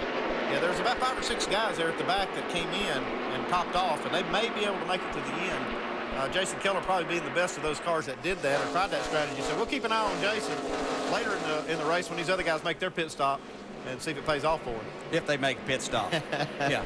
Yeah, they may not. I'll tell you, these guys might try to stretch it. It'll be interesting to see. There's the Clint Boyer car that was slipping and sliding early. Let's check in his pits with Mike. And Doc, during the caution period, crew chief Dan Daringdorf, along with car owner Richard Childress, trying to comfort Clint Boyer about how loose the race car is, but you did promise you'll get him right for that final run. What do you plan to do? I mean, everyone's got to stop one more time, and this Camping World Chevrolet is really good today. It just swings so far from being loose to tight. So we can do a couple adjustments right there, about 20 to go, and hope for the best. We just saw him recently before that caution get really sideways. What were your thoughts when you saw that? I kind of see that was going to happen just because we start so free. This typically is going to be a long run here, and he'll be screaming tight before the end of the run, and then we'll tighten him up for that last 20 laps. Well, guys, they certainly know they have a good race car. It's only been on the racetrack 2 previous races prior to today, and both times it ended up in victory lane. All right, some pressure coming from behind now. Juan Pablo Montoya, who just won on a road course in Cup competition, trying to get it done on a very difficult 1-mile oval here in New Hampshire. Yeah, I had to laugh to myself as Mike was reporting a while ago at Clint screaming on the radio about, your voice changes as a driver depending on what your car is. If it's tight, it's like you're mad because it's tight. And if it's loose, your voice goes up quite a bit. So it's interesting if you could hear these conversations. I think Clint's voice just went up right there when Juan Pablo ran him out of room off turn 4. Well, we talked about the fact that the 2 cars been wiggling on the racetrack and going up and down as you see Tony Stewart now taking the 2nd spot away from Denny Hamlin. Why don't we ask our crew chief emeritus, Tim Brewer. Tim, how can you tighten that car up for Clint Boyer with brake bites? Tell you what, Jerry, all you have to do is come over here inside the car. The car is really loose getting in. You can't stand it. You have to turn this thing counterclockwise. That means you're putting more pressure on the front brakes, more front brakes in the car. It's going to stabilize the front. When you got a lot of rear brakes in the car, rear brakes work really hard, and what it does, it turns the car hard getting down in the corner. You can't stand it, so what you got to do is let that driver help himself. You've got to jack the front brakes in that thing. Thanks. Yeah. That's great, Tim. You're exactly right. And as a driver, sometimes you forget those adjustments that you have, so it's nice to be reminded of that. But then on the other hand, I'm going to try that for a couple laps, but if my problem's coming off the corner, then what are you going to tell me to do? That's a different problem. But that is one thing. And I've always had in the past here, had to do a lot more adjusting here because you get your car so free to try to turn the center that it really makes you loose in, and that brake bias, being able to change that really makes a big difference and makes you be able to drive the car and not wreck it. I never like to give my driver too many things to adjust on in that car because he's liable to turn it the wrong way. You know, Clint Boyer this year is not running the full NASCAR Busch Series schedule. Thus, he's not running for the championship. And we ask him, is not running for the NASCAR Busch Series title change the way you approach the Busch Series races? We can afford to gamble in pit stops. You know, if the car's decent and we're sitting third and not a chance to win, you know, when you're racing for points, you won't come in and take tires and take that gamble of maybe I won't get back through him, because we're racing to win. And you certainly can afford to take gambles and risks if you're not worried about running for the points championship. And you take a look at a two-time winner this year, and both those wins at Phoenix and Richmond came in the exact car that he has here today at New Hampshire. That 60 car has gotten tuned up pretty good here with Carl Edwards. They put some pressure on Denny Hamlin in the 20 car. They, like I said, they adjusted on this car and got it better. See a little bit of smoke there off the right rear. Yeah. Ooh, man. Could have been the right rear tire. Yeah, it could have been. The other guy that's come on here in this segment is Tony Stewart, and you talked earlier, Andy, that he really liked his car in a long run. If that's the case, then we better watch out for Tony Stewart, because we're at a point in time during the race that we could get that long run, and that could work to his advantage. And these guys could be on that last set of tires, even if they have to make another pit stop, maybe for a splash of gas or something, but they probably are on their last set of tires. When the day began, guys, we talked about how unique this racetrack is. You see Tony Stewart, 20 different drivers have gone to victory lane here in 20 races. They've never had a repeat winner. Tony Stewart's never won here in a NASCAR or Busch Series event. Neither has Denny Hamlin. In fact, 8 of the top 10 drivers right now have never won at New Hampshire. So we very well could get our 21st different winner here in 21 races today. Let's check in with Dave. And Jerry, Carl Edwards trying to spoil that and repeat his win from last year. This crew worked extra hard this week, kind of like my voice, I guess, as they did pit stop practices twice as many as normal. That was crew chief Pierre Catel's call after Carl said last week, you know what, guys? We've had 3 weeks in a row where we've had trouble on pit road. Pierre said if I didn't do anything and we had problems again, it would be my bad. So they practiced twice as much. Pierre saying, I think frequency might help our team hold together, especially in the late stages. The guys told me it was a lot of hard work, but so far they've done very well. And remember, on that last pit stop, they picked up 2 positions on pit road. They have 1 set of tires left. We'll see how they do on the final stop. Jamie.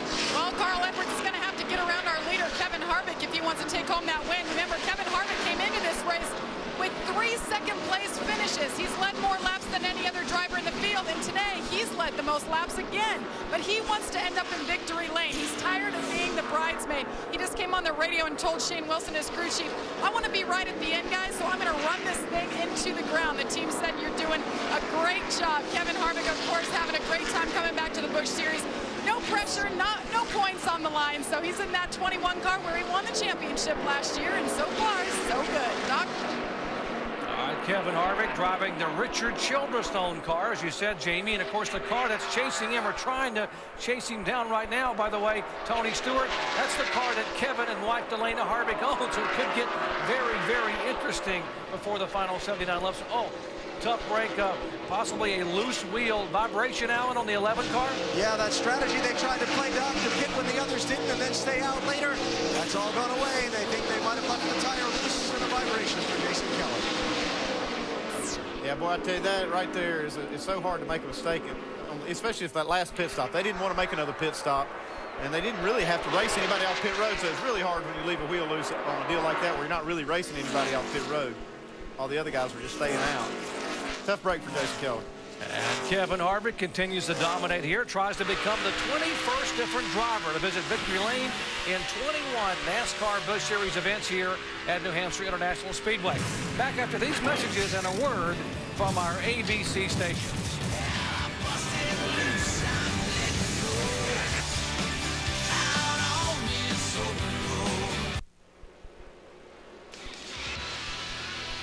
We welcome you back to the Camping World 200 here at the New Hampshire International Speedway on a beautiful Saturday afternoon. Let's look again at the race highlights in our Holiday Inn race rundown. Wreckfest early on. Robert Richardson spinning turn 4 brought out our first of 6 cautions. lap 36. Kelly Byers, 47. Steve Wallace, 66. Got together in turns 1 and 2. That was the second caution. And then David Gilliland got into Marcus Ambrose driving number 59. And Ambrose collected J.J. Yaley, who is out of the race. So the 6 cautions today, and we have had 6 lead changes. And you can see Denny Hamlin slip into first place right there. But that was only briefly. He held it for about 20 laps, and Kevin Harvick regained control of this race, and he is sitting number 1 comfortably right now, leading Hamlin. Carl Edwards is in 3rd, Tony Stewart 4th, and Matt Kenseth in 5th place. Those are your top 5. Incidentally, Harvick has led over 500 laps here, more than any other driver in New Hampshire. And Doc, I got to tell you, he looks like he's well on his way to victory if things hold together for him. Brett, you're exactly right. Kevin Harvick has done it all here over the years in 6 NASCAR Busch restarts, but has yet to win. But he's well on his way today, although a year ago it didn't work out that way. Let's check in with his wife, Delana Harvick, who's also the car owner for the cars that are chasing him. She sure is. She's wearing 2 hats. Actually, she has 3 opportunities to go to victory lane today. Delana, how do you change your hat from being a wife, watching your husband lead? Now you have a car in 2nd and a car in 7th. How do you do it? It's confusing. I have to wear change my radio quite a bit, but typically I try to keep really in touch with what our KHI drivers are doing, because I know at the end of the day Kevin's going to ask me. So we're really good on long runs, which is really good for us if it stays green like this. And Kevin tends to drop a little bit on long runs, so I don't know. We'll see. You don't see many female team owners. What is it like out here? Well, it's just what I have a passion for. I grew up racing, so to me this is just natural, and this is where I want to be. So she's staying calm and collected, watching her husband lead, and oh, by the way, she has a car chasing her husband for the win, guys. Thank you, Jamie. Delana Harvick pulling for her husband, also pulling against her husband with the car she owns. But just a moment ago, Tony Stewart, driving in 2nd spot, had his troubles in the turn. Get some heavy pressure here. Denny Hamlin and Carl Edwards. Yeah, on that restart, though, I was watching Tony, and I believe he might have restarted in 4th, and Carl moved over and let him go. And then when he got to Denny Hamlin, Denny didn't race him either, because it looked like Tony's car was fast and ready to go. Basically, Tony just repaying the favor. His car is not quite as good right at this moment, so he's letting those guys go. That's how the guys race a lot of times. That's kind of a code of ethics among you guys in the Cup Series, isn't it? When you guys are up front and it's not at a point in the race where it really matters, it's just give and take. Let these guys have it. When one guy's faster, throw your hand up, let them go by. Yeah, that's why those guys are win races and win championships, and that's how they go about it. And you know, it doesn't always fit into the style that some others have, and not saying that's exactly the way to do it, but that's what's been successful for these guys. Great cooperation and communication among the drivers, helping you stay out of trouble on the racetrack with each other. Speaking of communication, let's listen in here a moment ago with Matt Kenseth. If anybody comes, let's come and just put gas in, okay? I think I'm good. Leaders just staying out. I think this is a mistake, but we'll stay out here. Yeah, that probably is. You know, he's thinking that was inside the window when that caution came out, that they might be able to make it on fuel. So he wanted to come in and get that fuel, thinking maybe it was a mistake not to, but everybody else, all the other top running cars stayed out, so he had to stay out with them. But he just voiced his opinion. He thought that maybe was a mistake. Well, speaking of fuel, let's check in now and see what the calculations look like. Alan? Well, here's the trick to those fuel calculations, Doc. All of those leaders, when they stopped, they were going to need 30 laps of caution between that pit stop and the finish in order to make it to the end on fuel, those stops coming at lap 89. Well, they haven't had those 30 laps of caution. They could still get them. These races have been known to be a little bit slam-bang toward the finish if there's a yellow. But if not, then there's no way these leaders, including Matt Kenseth, are making the finish on the fuel they have on board. Yeah, you're right, Alan. They need, like you said, 30 laps of caution to be able to extend that range out there. They've had 12 laps of caution so far. So without some more cautions and quite a few caution laps, they're not going to be able to stretch this field. Yeah, as we see the picture now, 2nd and 3rd place have gotten into the same picture here with our leader, Kevin Harvick. I was watching him a couple of minutes ago. He got in some pretty heavy traffic that really slowed his lap times down, and Denny Hamlin and Carl Edwards were able to take advantage of that and really close the gap. They were about 3 seconds back a while ago, and now Denny Hamlin's just over a second back.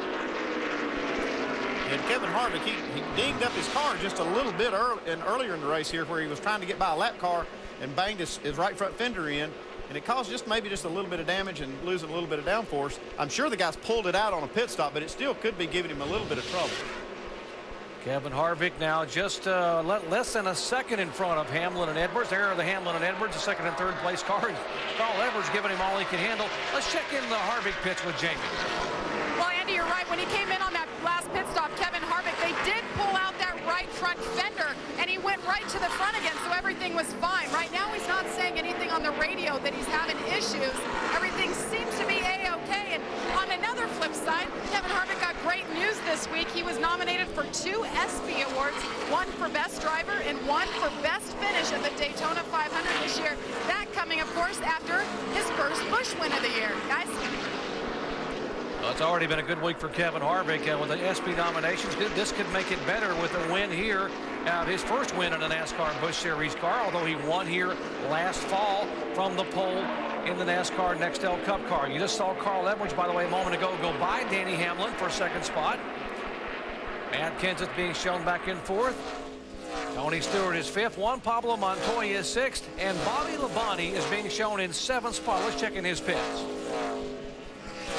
And we're going to talk to Wally Rogers about that car. He's complained a little bit about it being tight today, Wally, but why has he been able to drive it so fast? We're a little free at the start of a run, so we dial some front brake into it. Then as the run goes on, he starts winding it back to the back. Bobby's doing a great job. Just all our general teams needed a good run. We've kind of been struggling a little bit here as of lately, but kind of went back to what we knew what to do. We're heading in the right direction. He's got a top 10 run going. Can he get to the top 5? There's a lot of heat out there. Yeah, I definitely think our car is capable of it. It's just going to depend on what we do on this last pit stop. I don't know. See how big our guts are. Don't forget, Bobby carried home the checkers at Talladega for this group earlier this year, Doc. And he probably has more experience than any other driver here. He ran the very first NASCAR Busch race here in July of 1990 and finished second, so he really likes this racetrack. Yeah, he's done a terrific job, and just the type of racetrack that Bobby grew up on, racing on, and he just does a really good job. He has a good feel for it, and like I say, he's been here for racing for a long time, so he really enjoys this type of racing, and it's great to see him having a good run. And it's nice that they're paying attention out there to Tim Brewer, too, about that brake bias adjustment. See, these crew chiefs are sitting down there listening and taking our tips. Yeah, that's exactly right. Speaking of Bobby Labonte, you see he made his debut the NASCAR Busch Series at age 18 back when the series began. He's a 1991 Series champion. How about a Nextel Cup title in 2000? And, of course, the NASCAR Busch Series win, passing teammate Tony Stewart in turn 4 to win this year at Talladega. Back with more in just a moment.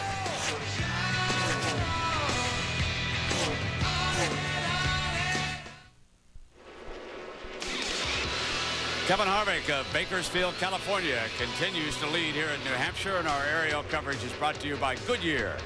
Get there on Silent Armor technology. So the Chevrolet, driven by Harvick, leads the Ford of Carl Edwards. Jack Roush sitting in second place. He would dearly love to catch Harvick down the stretch here, as many members of the Roush Fenway racing team are here as the NASCAR series comes to New England. And Dr. Bunch has quite some turnout, and tomorrow for the Cup race they're expecting even more. Expecting a sellout here tomorrow for the NASCAR Nextel Cup event, which has a Toyota on the pole for the first time, as Dave Blaney puts Toyota up front for the first time in a Cup Series event. And we have 50 laps to go here in today's NASCAR Busch Series event, which, as you said, has been dominated by one Kevin Harvick, who's led 4 times for 121 laps. Now, some of the drivers early on had troubles, but one young man who had his troubles in practice and in early in a part of this race is 19-year-old Stephen Wallace, and he's had to overcome quite a bit here this weekend at New Hampshire. Yeah, this was qualifying, getting up to speed lap, actually. Tires were cold and the car was loose and lost it. They had to go in there and fix it in the garage area, change tires. This was earlier in the race when they were running side by side. Yeah, a little impatient probably there, just trying to get going and make a pass, and those things are going to happen. But he came out of it pretty much unscathed. Without a lot of damage, yeah. And he's got Kenny Wallace up top there trying to take care of him. Now, that was lap 31. Now, listening to Kenny talking to Stephen here just moments ago. Clear all around. Beautiful. You're looking good. Clear all around. You're beautiful, Stephen. You're running 11th position. Clear all around. Clear all around. Now, how does that help a young driver, having someone, I mean, not only tell you you're looking beautiful, but you're doing a great job. And young Steven has driven this thing back up in the top 15, as you heard Kenny say. Well, he's getting feedback from Kenny when he does something good. Kenny's telling him, good job, great job.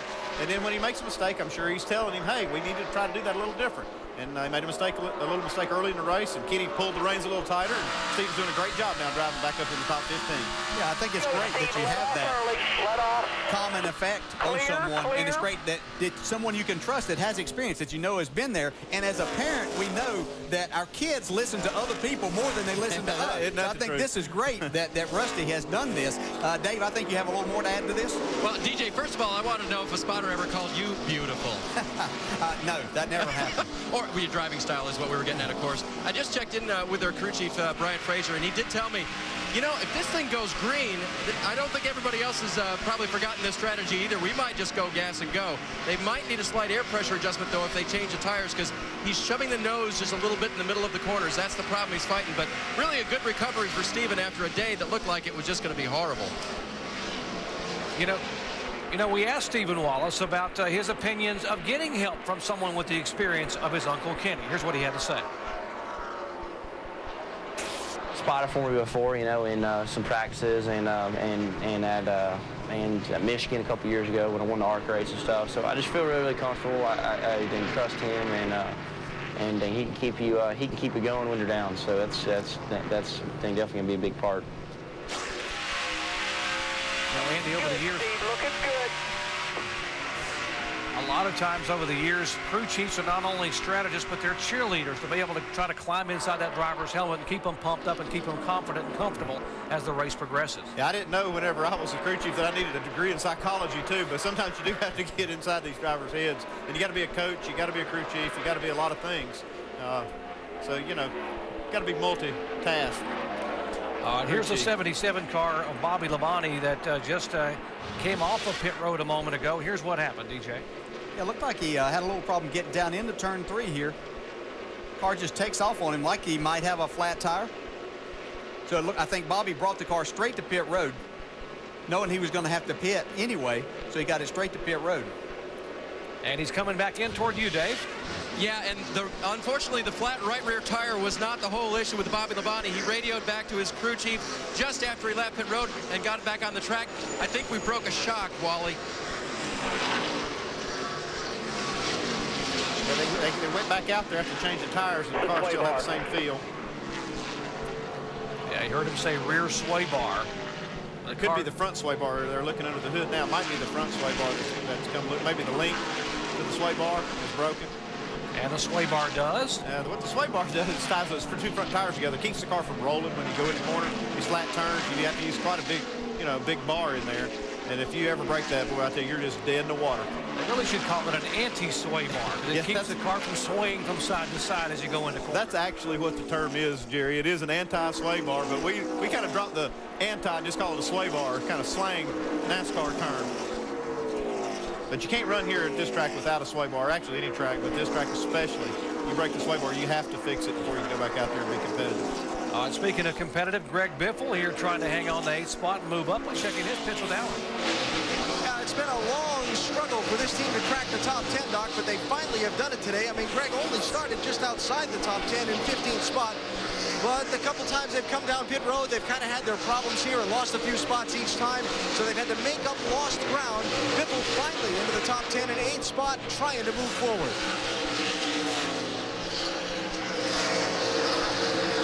Right behind him is Mike Bliss. Here's another car that's had his troubles today. Earlier, Mike Bliss in the 22 radioed in that his brake pedal wasn't working right. It was going to the floor when he was going into the corners.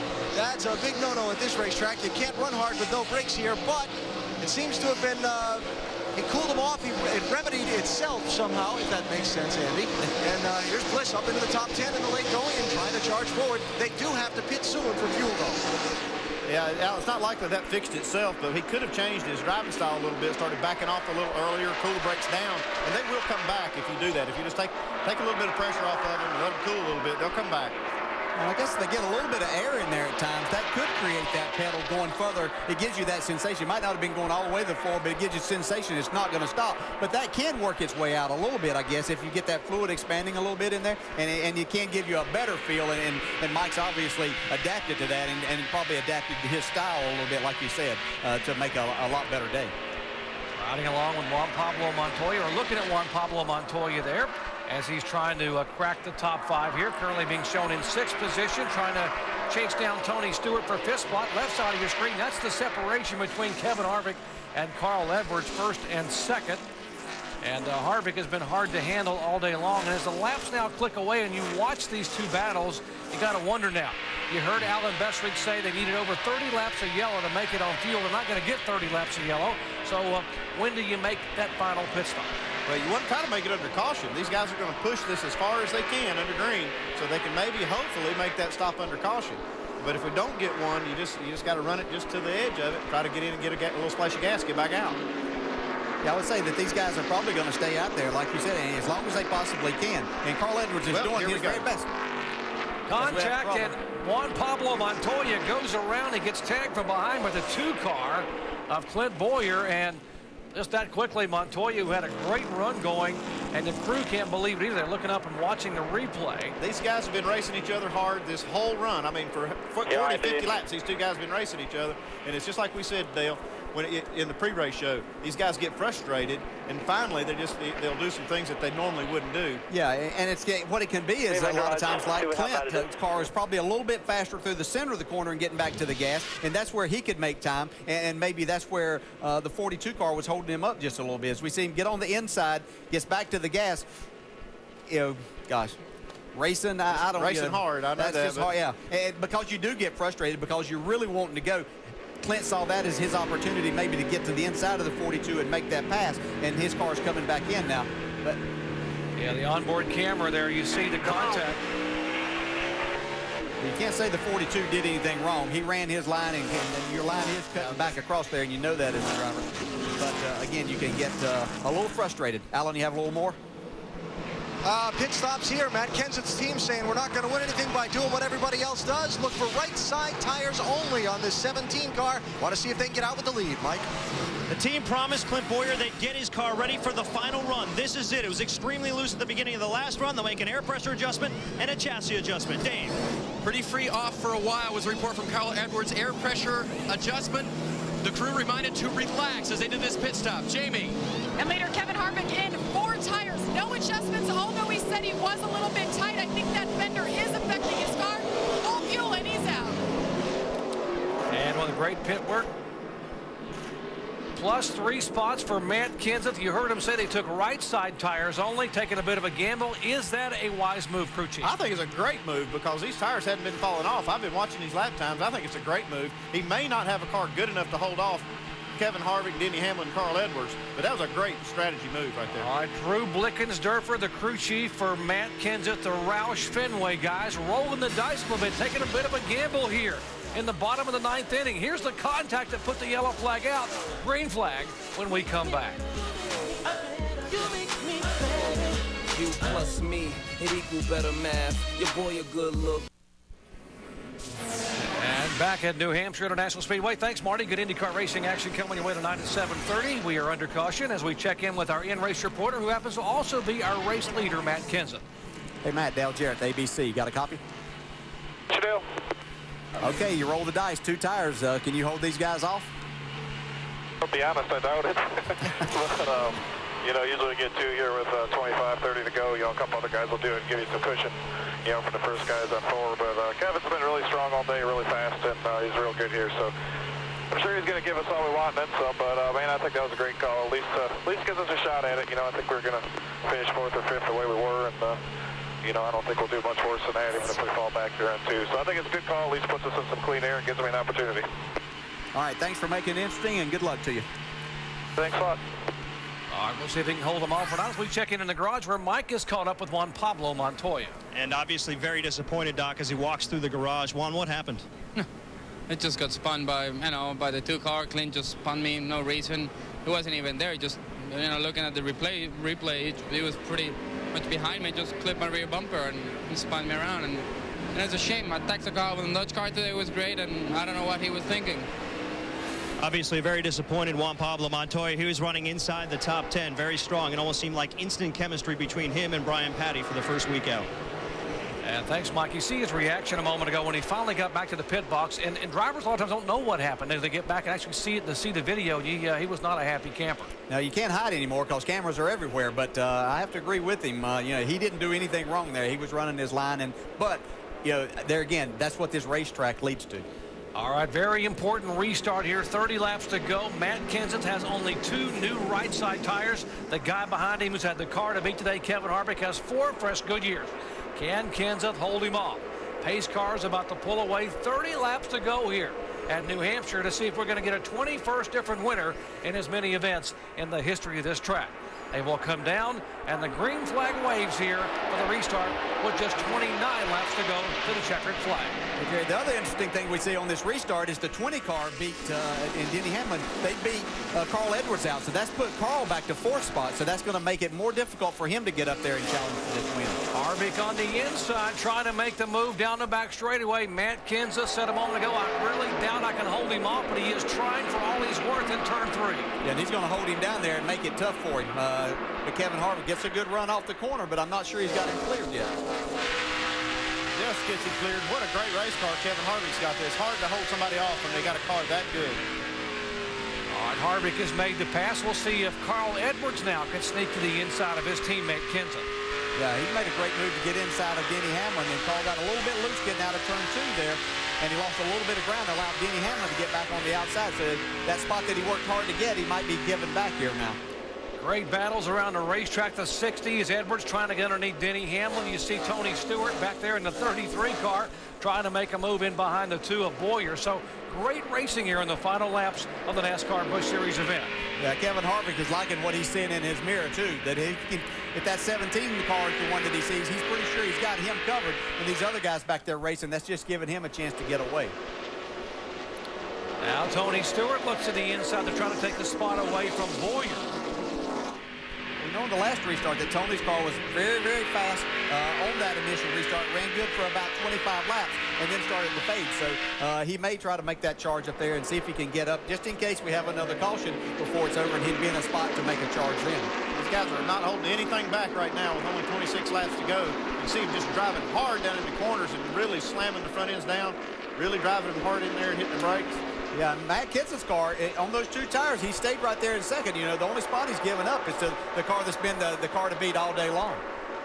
Here goes Tony Stewart. No lack of aggressiveness there on the 33 car's part as Stewart now looks to the inside of Denny Hamlin. These guys are teammates when they drive for Joe Gibbs Racing on Sunday, but they are not teammates in the Busch Series today.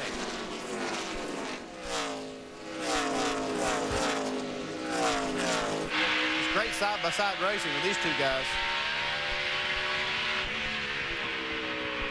And a great view from Clint Bowyer's onboard camera. Now, Clint Bowyer's a guy who's been battling a loose race car for about the last 70 laps.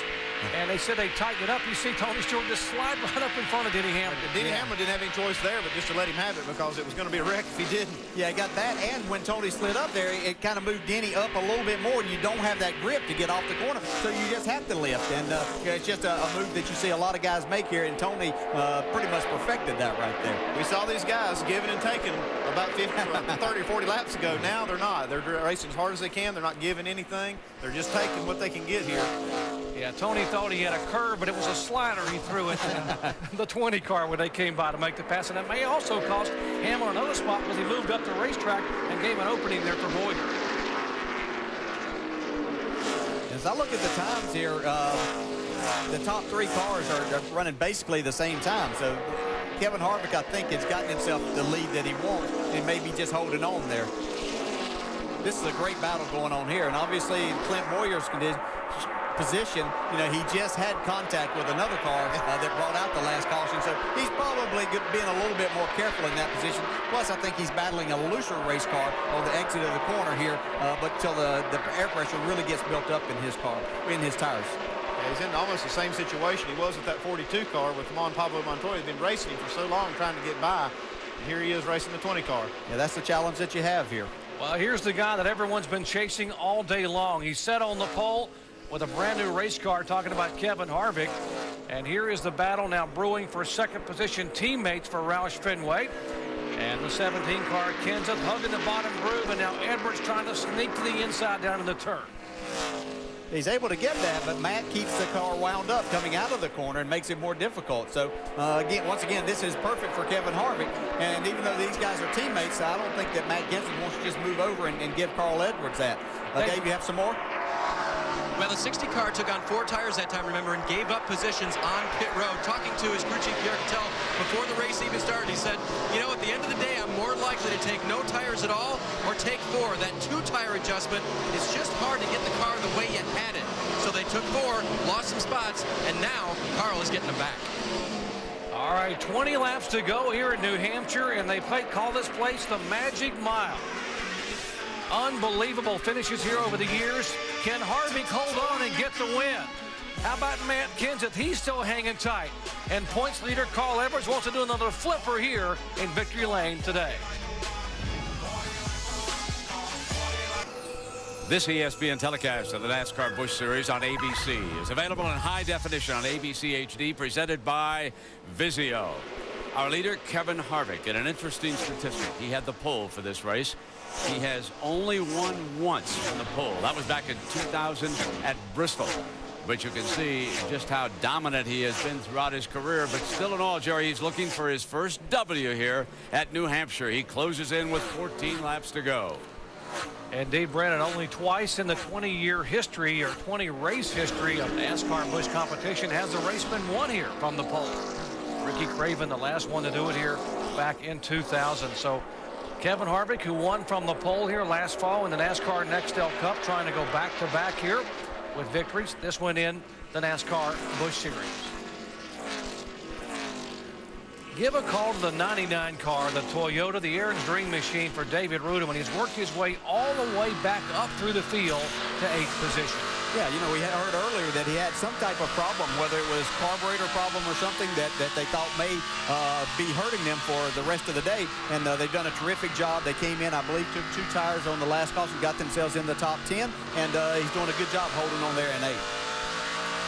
And behind him is Jason Leffler, who's coming off, 2 top 3 finishes in the last 3 races, brought the same car that they finished 3rd with in Milwaukee. He's having a good run. Yeah, these Toyotas are running really strong here. This is a track that their engine package really likes, that combination. So these guys are making the most of it. Got a good solid runs going here. Alan? Doc Leffler's team, another one that took just right side tires on that last time to try and get some track position. We talked earlier in the day about how the Busch Series teams have been running by themselves, with the Nextel Cup teams at a separate track for the last 3 weeks. Leffler's team was one of the upfront contenders. They wanted to keep that momentum going this week. Right now trying to hold on to a top 10 or 12 finish here against all these Cup people in front of them, and call it a good day at that.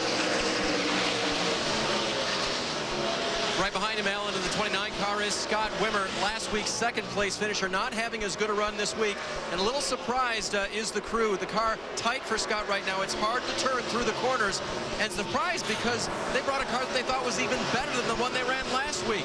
The tracks are very similar, Milwaukee and Loudon, so they could have brought the same car, but they brought one they thought was even better. It has not panned out. Jamie?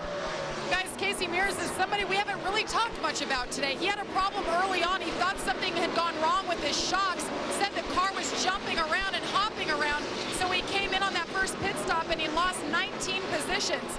Well, everything seems to be okay. He's fighting his way back, currently 10th. Now remember, Casey hasn't been in the Busch field for 3 races, and neither has his team.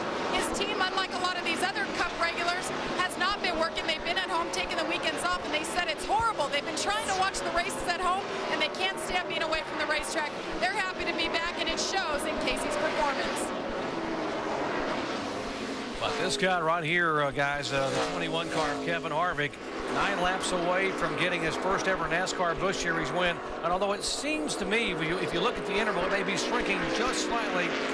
Carl Edwards looks like he's probably sitting there thinking, what can I do to reel in this guy? We're down to just 8 laps to go, and it's about a ½ a second difference. Carl's just sneaking his way up there. He might get there by the end of the race. Yeah, he's trying to make sure that the next time we come here, we're talking about still just 20 winners in 21 races. He's trying to be the first guy to get that 2 wins, and he's doing a great job of really getting his car through the center of the corner and off the corner, but he's going to have a tough time. You're catching Kevin Harvick and passing him are two different things. Alan, problems with Mike Wallace? No juice. Dark Electrical has all gone away on that car. Just 10 laps, less than 10 laps shy of the finish for Mike Wallace. They're all done. Boy, what a tough break for the Geico Chevy, coming off his best run of the year last week at Milwaukee. Tough one for Mike. 7 laps to go. Can Kevin Harvick hang on? What a day he has had here with the car from the pole. He has led 5 times for 159 laps. That is total domination here on this very tight 1-mile oval. Carl picked up another 1/10 of a second on him right there on that lap. You can just watch Carl Edwards driving the wheels off this race car. He's not giving up. He's not giving up. He's not going to do that. We know. I think just, you know, for everything, being here at this place and with their association with the Red Sox, everything, he's just doing everything he possibly can to get there. Take a look at our Castrol GTX lap leaders. The domination is pretty evident there that Kevin Harvick, although the key lap for Harvick to lead is the last one. He's still got 5 to go. And now Edwards really trying to reel him in. He's just driving the wheels off. He got a little wiggle a moment ago. Oh, going into turn 1, I've just sitting here watching. He wasn't on camera, but he had the back end hung out. I mean, he is just giving it everything that he possibly can. And you don't expect anything different from Carl Edwards, but he is gaining on him. It looks like Kevin's car's gotten a little bit tight in the center, and Carl is just doing everything he can to get there and put a little bit of pressure. And there's some lap cars that are going to figure into here before the end of the race. They're going to catch some traffic. Last night, Carl Edwards threw out among 3 that threw out the first pitch at the Red Sox game at Fenway. The Red Sox owners here to co-own his race car now, being able to watch him for the first time, and Carl trying to put on a show here in the final laps. Jack Roush is in there saying, let's give him a finish. He's closing in more. Yeah, they don't have a category in NASCAR for closers, but Carl Edwards would be one of the top guys in the final innings because he gets it done with 10 laps to go. And here he's coming. 2-car length separation between Edwards and the 21 car of Harvick. He got a lap car to deal with. It'll be interesting to see where this 30 car goes to give Kevin Harvick that inside that he really wants and needs. And he's staying a little bit. Well, no, Kevin's able to pass him and get down to the bottom.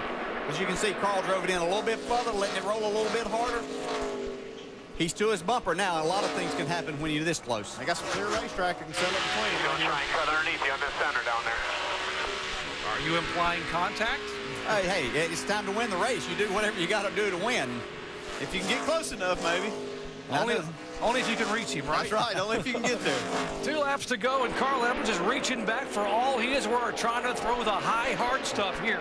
A Roush Fenway car, 2-car lengths, and I think Kevin Harvick knows that if he lets him get any closer, it could be serious here in the final lap. Yeah, he drove his in further than he's been driving his in to turn 3 also because he knew that Carl was getting in there really good. Payoff lap right here. And he get it done. Final lap, they come up off the corner, turn 2, half a lap away. Edwards is there, 2-car lengths back. He's going to drive it for all he's worth in turn 3. Here comes Carl Edwards, 1-car length, all the way to the bottom of the racetrack. Can he get there? Harvick hangs on. Gas it up. Out of turn 4, Kevin Harvick becomes the 21st different winner in 21 races here in New Hampshire. I guess only appropriate car 21 did that, didn't it? What a Carl Edwards gave it all he had right there. What a great show he put on. But Kevin Harvick and that team, what a dominant performance today. Good job, crew. Be solid. You did good, man. Good job. Great finish. Well, you can't ask any more of that than these guys did today. Domination by that guy like there in the entire crew and Kevin Harvick on the racetrack. Dave. With Shane Wilson, the winning crew chief. Now, you didn't hear the part about giving the other guys a chance today, huh? Well, no. Well, we almost did there at the end. You know, we stopped there with about 40 to go, and we didn't want to adjust on the car, and probably should have a little bit. But you know, Kevin did a good job, and you know, I can't thank, but you know, everybody at RCR put this great car together today for us. You've got a great driver behind the car. You had the A-team back over the wall for him. Everything seemed to work well. Oh yeah, everything was good today. All right. That's Kevin Harvick's crew that normally pits his Nextel Cup car. They were pitting the car today. They did a great job. Jerry. Kevin Harvick thrilling this 50,000 plus crowd of fans here that watched a great performance in the final laps. Back to victory lane in a moment. Great views from high above Kevin Harvick's burnout here, courtesy of our good friends at Goodyear. Get there on Silent Armor Technology. And the Goodyear blimp showing you Kevin Harvick celebrating as the 21st different winner here, and he gets now 28 wins in his career, third all-time in NASCAR Busch Series history behind Mark Martin and Jack Ingram. Let's head down to victory lane and Jamie Little. And it is that lucky number 21. I mean, we just told Kevin Harvick the news. The celebration continues just like in Daytona. What a race. Kevin Harvick, we just told you, 21st winner here. Carl Edwards came close there. How did you hold him off and finally get your first victory in the Busch Series here? Well, I tell you what, our AutoZone Chevrolet was really good, and we kind of geared up for short runs, hoping that it would come down to something like that in the end. And I made the call not to loosen the car up. I probably should have loosened it up. It was really tight there at the end, and I just kind of had to guard the bottom. I knew he was going to kind of dive in there and try to get underneath me, but just got through the middle just fast enough, and he must have shoved the front tires. But just got to thank everybody on this car. Holiday Inn champion, Sherwin-Williams, Shell Pennzoil, Snap-on, everybody on this AutoZone Chevrolet for everything they do. A lot of fun to drive. Kevin, it's a treat kind of for your team for you to come back over to this side, get in the car you won the championship with the same team. What is it like for you? Well, it seems like old times.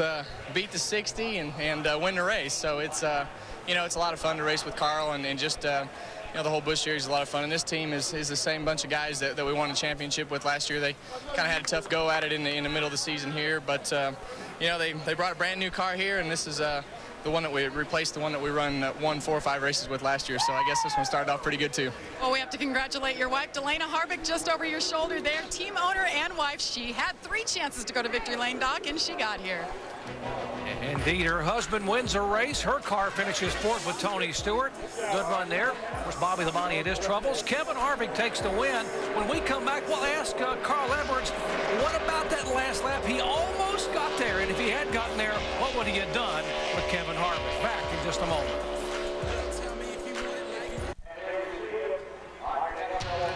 Back at New Hampshire International Speedway, NASCAR Busch Series action is history, and Kevin Harvick, the reigning series champion, becomes the 21st different driver to visit victory lane here in 21 events. A great run, though, by our 3rd place finisher, Matt Kenseth. He's with Alan Bestwick.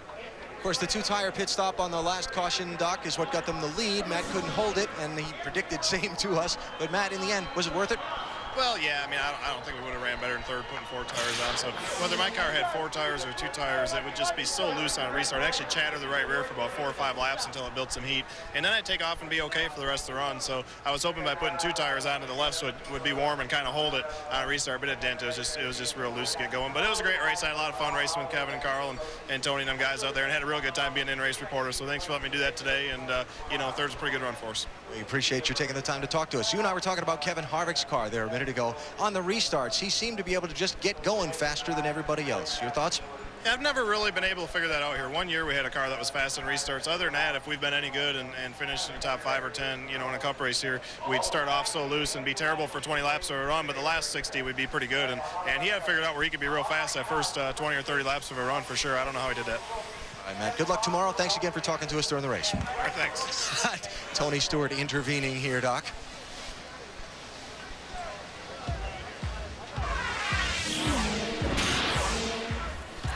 Next week, we head to the World Center of Racing, Daytona International Speedway. Kevin Harvick was a factor in February. He won back-to-back in Busch and Cup.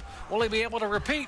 A jam-packed racing package starting Thursday. Final practice 7:30. Qualifying and racing coming your way on Friday. 1, 2, 3, 4, 5, 6, 7, 8, 9, 10. Victory lane ceremonies continuing here at New Hampshire International Raceway. Richard Childress joining the crowd there. He owns the car.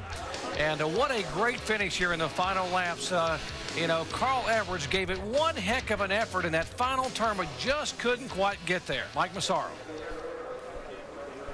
Well, it's the magic mile, but Carl Edwards just could not pull that rabbit out of his hat in the closing laps. How would you describe that finish? That was exciting for me. I mean, I hope the fans enjoyed it. I just was inching, you know, up on him. I think if we had another couple laps, I maybe could have got him. But I made a lunge for life there in the last corner, and I thought, man, I might get to his back bumper and wiggle him just a little and maybe have something to race him with. But I got in there a little hot, and I kind of backed up. But Kevin Harvick just did a great job. My crew did a wonderful job, and I got to say hi to Sam Russell. He was in a bike accident this week, a good buddy of mine, and just really proud of my Scott's Fusion crew. Certainly there was a plan there in the closing laps. How were you trying to set him up?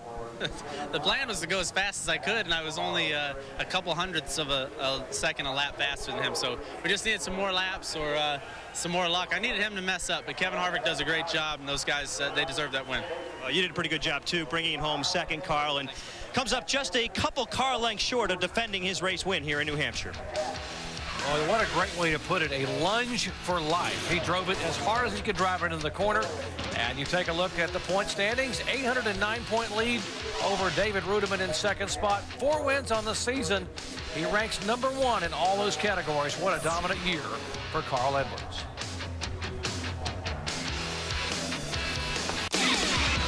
The Camping World 200, presented by RVs.com. Brought to you by Camping World, America's outdoor store. Castrol GTX High Mileage, superior oil burn-off protection for cars over 75,000 miles. And Aaron's, proud sponsor of the Aaron's Lucky Fan. Everyone's a lucky dog at Aaron's.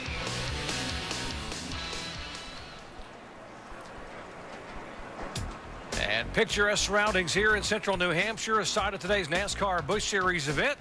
Tony Stewart had a pretty good run today, finishing 4th, driving the Kevin Harvick Incorporated car. You see his record here, pretty good. He's got 2 wins, also got a pole, by the way, in Nextel Cup competition. Only 2 starts in the NASCAR Busch Series. Both of those finishes in the top 10. And he's standing by with our Dave Burns. Tony Stewart doesn't match his best finish here in the Busch Series, but it was close. 4th place today. How do you feel about that? Yeah, I don't think it's too disappointing to have a 2nd and 4th here in 2 tries. So I'm just really happy I didn't have to get pulled down with the car today. I mean, I'm glad I got to run the whole thing and just had fun. I mean, this Old Spice team, and especially Kevin and Elena Harvick, I can't thank them enough for let me drive this Old Spice car. And the Old Spice people are great to work for. But these guys, I mean, to compete against the Richard Childress Racings, the Joe Gibbs Racings, the Roush teams, I mean, to run against the Mega Cup teams like that, I'm so proud of these guys. I mean, I'm really proud of Kevin and Elena and all their people for how good a job they're doing making this Busch team as good as it can be. We need like a new phrase, like a mini mega team or something for Kevin. He's got a lot of people working for him now. What was the difference in your car, Tony? What did it lack today? I was pretty close to them on the front of a run. I was better than the 20 car and the 17 and the 60 at the front. We just, Kevin was about the only car that was really better than us right off the get-go, but it seemed like after about 10 laps or 15 laps, we'd start evening out, and after about 25 or 30 laps, they'd start getting a little quicker than us, and I couldn't roll the center of the corner quite as good as they could. But, I mean, our car had a really good balance all day. We just weren't quite as good as they are, and it just shows how tough the competition is. I mean, you can't be 2% off of perfect and expect to go out and win. So really happy with the top 5 for what those guys did tonight. Well, just a little more work to do at Kevin Harvick Incorporated, but a great run today for Tony Stewart, driving for, as he reminded us, Delana. Let's go to Mike Massaro. And Clint Boyer brought it home 6th, but it wasn't a run without incident. What happened between you and Juan Pablo Montoya?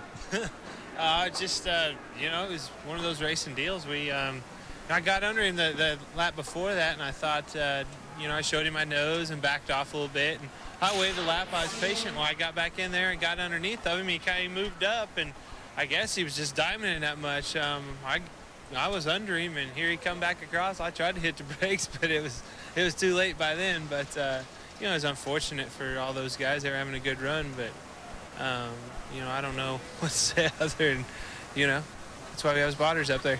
Well, the undefeated streak for Clint Boyer in this particular race car is now over, but he has won 2 out of the 3 races he's been with, guys.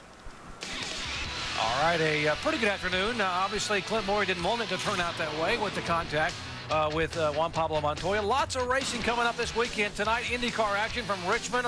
Later tonight, NHRA qualifying at 10 o'clock. Tomorrow, Champ Car action, 2 o'clock Eastern Time, and ESPN2 action from the NHRA Finals. Back with more from New Hampshire in just a moment.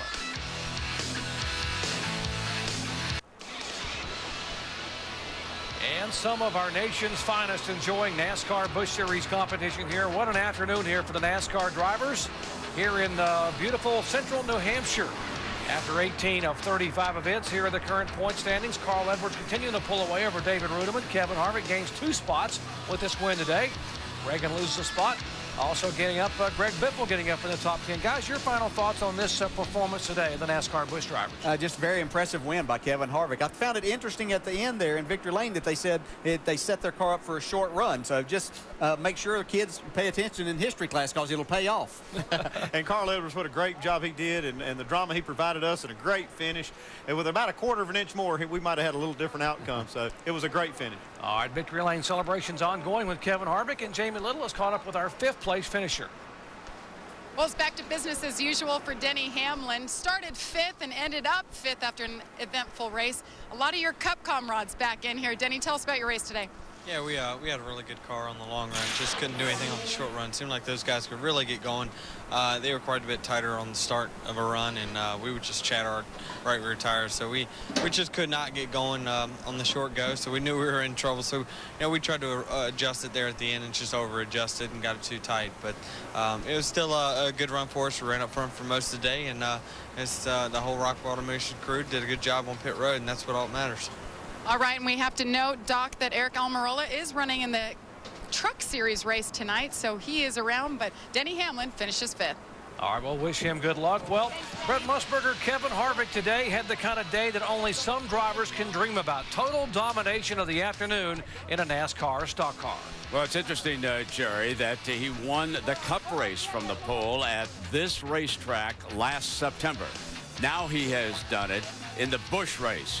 And for Chevrolet, it was a 9th win in the series this year. So Kevin Harvick dominates. And once again, we want to remind you tonight on ESPN, we'll see if 2007 Indianapolis 500 winner Dario Franchitti can maintain his points lead. And that, of course, will start at 7:30 Eastern Time on ESPN. And so today, here in New Hampshire, when they went green, it became the Kevin Harvick Show.